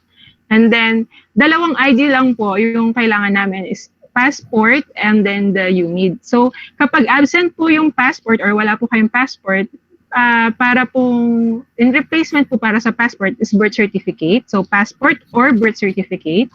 And then the UMID or UMID. So kung wala po kayong UMID, in replacement po sa UMID, any 2 valid government IDs po will do. So yun po. Syempre po, in legal age, saka yung kailangan po is yung ano po yung sa EO 810, syempre po yung sa legal basis po ng PNPKI.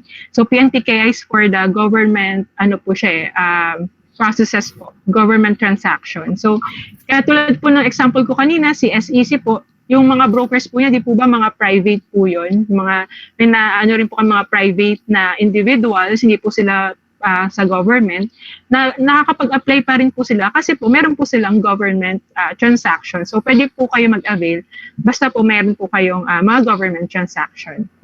Ayun po.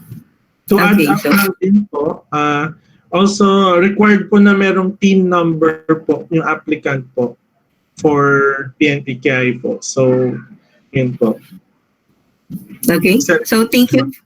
Thank you for your answers. So yung next po na tanong sabi dito ay, pwede rin ba mag-apply ang students? May age limit po ba ang applicants?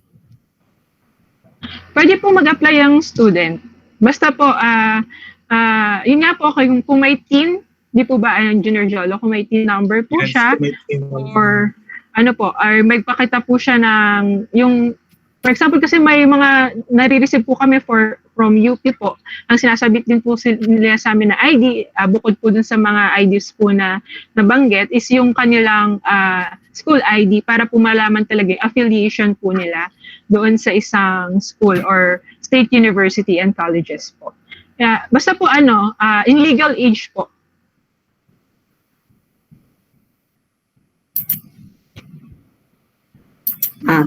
Okay. Maybe be clarified, Engineer Bolocan. Pwede po ba ang mga estudyante who are below 18 years old? Estudyante po na below 18 years old, alam ko po, kung may TIN po sila, pwede. Di po ba, Engineer Jolo? But kapag wala po, yun po. Isa po kasi sa requirements po is yung legal age po. So yun po, ang legal age po kasi is 18 and above po. So unfortunately po, yung mga under 18 po, hindi po makapag-apply po ng digital certificates po. So thank you for that clarification. At least okay na. Na-clarified na it's only for students who are of legal age. Okay. So ang next question, sir, sabi dito, sir and ma'am, ang sabi ay, if my digital signature is no longer asking for the password, good thing you have already answered it. So, yes po. Bali po, sir, nakadepende po kasi yun sa kung ano pong settings na ginawa niyo po upon installation po. So, baka po hindi lang po na-enable yung high security po. So, ang pwede pong gawin, sir, in-install niyo po yung certificate niyo po. Kung nasa inyo pa po yung certificate backup niyo po, then this time po, install niyo po ito with high security po. Para every time na mag-sign po kayo, kagaya po nung kanina, mag-ask po siya ng password po. Okay. Thank you, sir. Thank you for that. So that was the question raised by Sir Neil. Okay. So thank you daw, sabi ni Sir Neil. Salamat po. So the next question is, this is from Sir John Patrick Balita. So ang sabi niya ay ito, so nasagot, may SDK po ba to or any means to integrate to existing information systems? Yes po. Sige. Ikaw na. Si Junior Jolan na po. Yes po, meron po available SDKs ang PNPKI. So if you're interested po, email lang po sa central team kasi kami lang po yung nag-issue ng SDK at support.pnpki.dict.gov.ph. And then, kung mas maganda po sana kung meron na po siyang request letter po, then it will be subject to approval po ng mga officials po sa amin. Nung director po namin sa Cybersecurity Bureau, tsaka nung division chief po namin sa Digital Certificate Division po. Ayun po. Okay. So, since we have no other questions, so basahin ko lang yung mga nirelay nila dito. So, ang sabi ni Sir Ogayon from SDO Tayaba City, we are already using digital signature in SDO Tayaba City. Okay. So probably the other division offices will apply din for digital signatures. Okay, so thank you po. Thank you Engineer Recto and Engineer Bolocon for that well-explained procedure and processes ninyo sa digital certification. Thank you din po, ma'am. Thank you po for inviting us. We hope marami po kayong nalaman and then marami po may uwing knowledge about PNPKI po.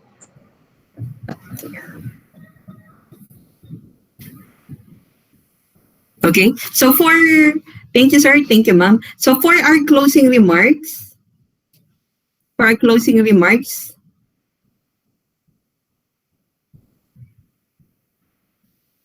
so we have Albert Daniel Azul, the Provincial Head, DICT Luzon Regional Cluster 2, Rizal Provincial Office. Hello po. Naririnig po ba ako? Yes, sir. Clearly, Hello po. narinig po namin kayo, sir. So first of all po, I would like to express my deep gratitude sa DepEd R4A and sa NPC po and sa ating resource person from the PNPKI. So we were here for the efforts of our government to reach out to our countrymen and provide the right to know through these mga data privacy webinars natin. This initiative not only informs the citizens with proper precautions, but also educate how to comply with the proper usage and allocation of one's personal data. So, based dito sa mga natutunan natin, knowing these possibilities and dangers, we should know well to keep the public trust and maintain the safety of the data entrusted to us by our clients. So, public data may be identified as common data for public's knowledge, but restrictions are also given in the provision of the Freedom of Information Act. With this, proper data collection and distinction between public and personal data should never be compromised. So, kasi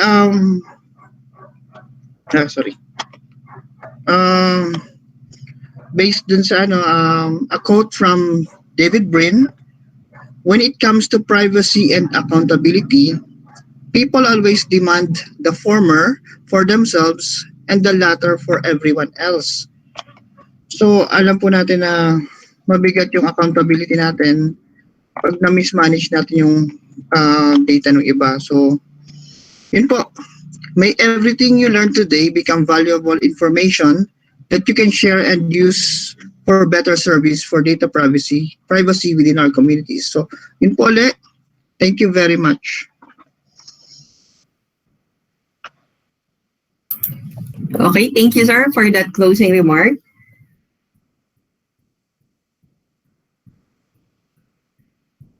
Okay, so that ends our webinar for today.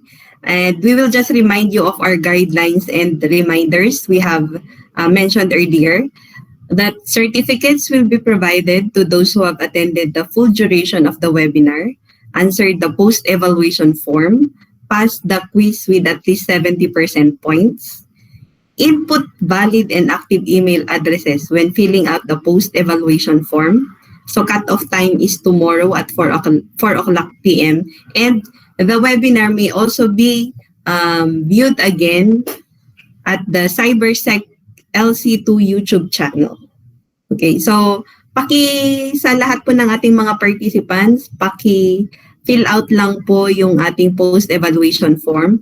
Sa ating post-evaluation form, andun din po yung 10 questions ata na kailangan din po ninyong sagutin. Okay. So ito po yung post-evaluation form. Pwede na pong mag-evaluate na po kayo ngayon.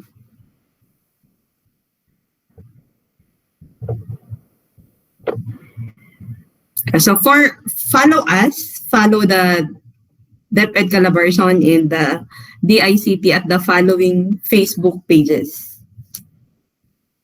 Yan, sa DepEd collaboration, sa DepEd tayo. We have the ICT.gov.ph ata to. Yan. Pakibalik po nung link po ng evaluation po kasi yun po.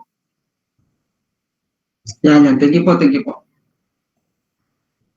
Okay ma'am, thank you po.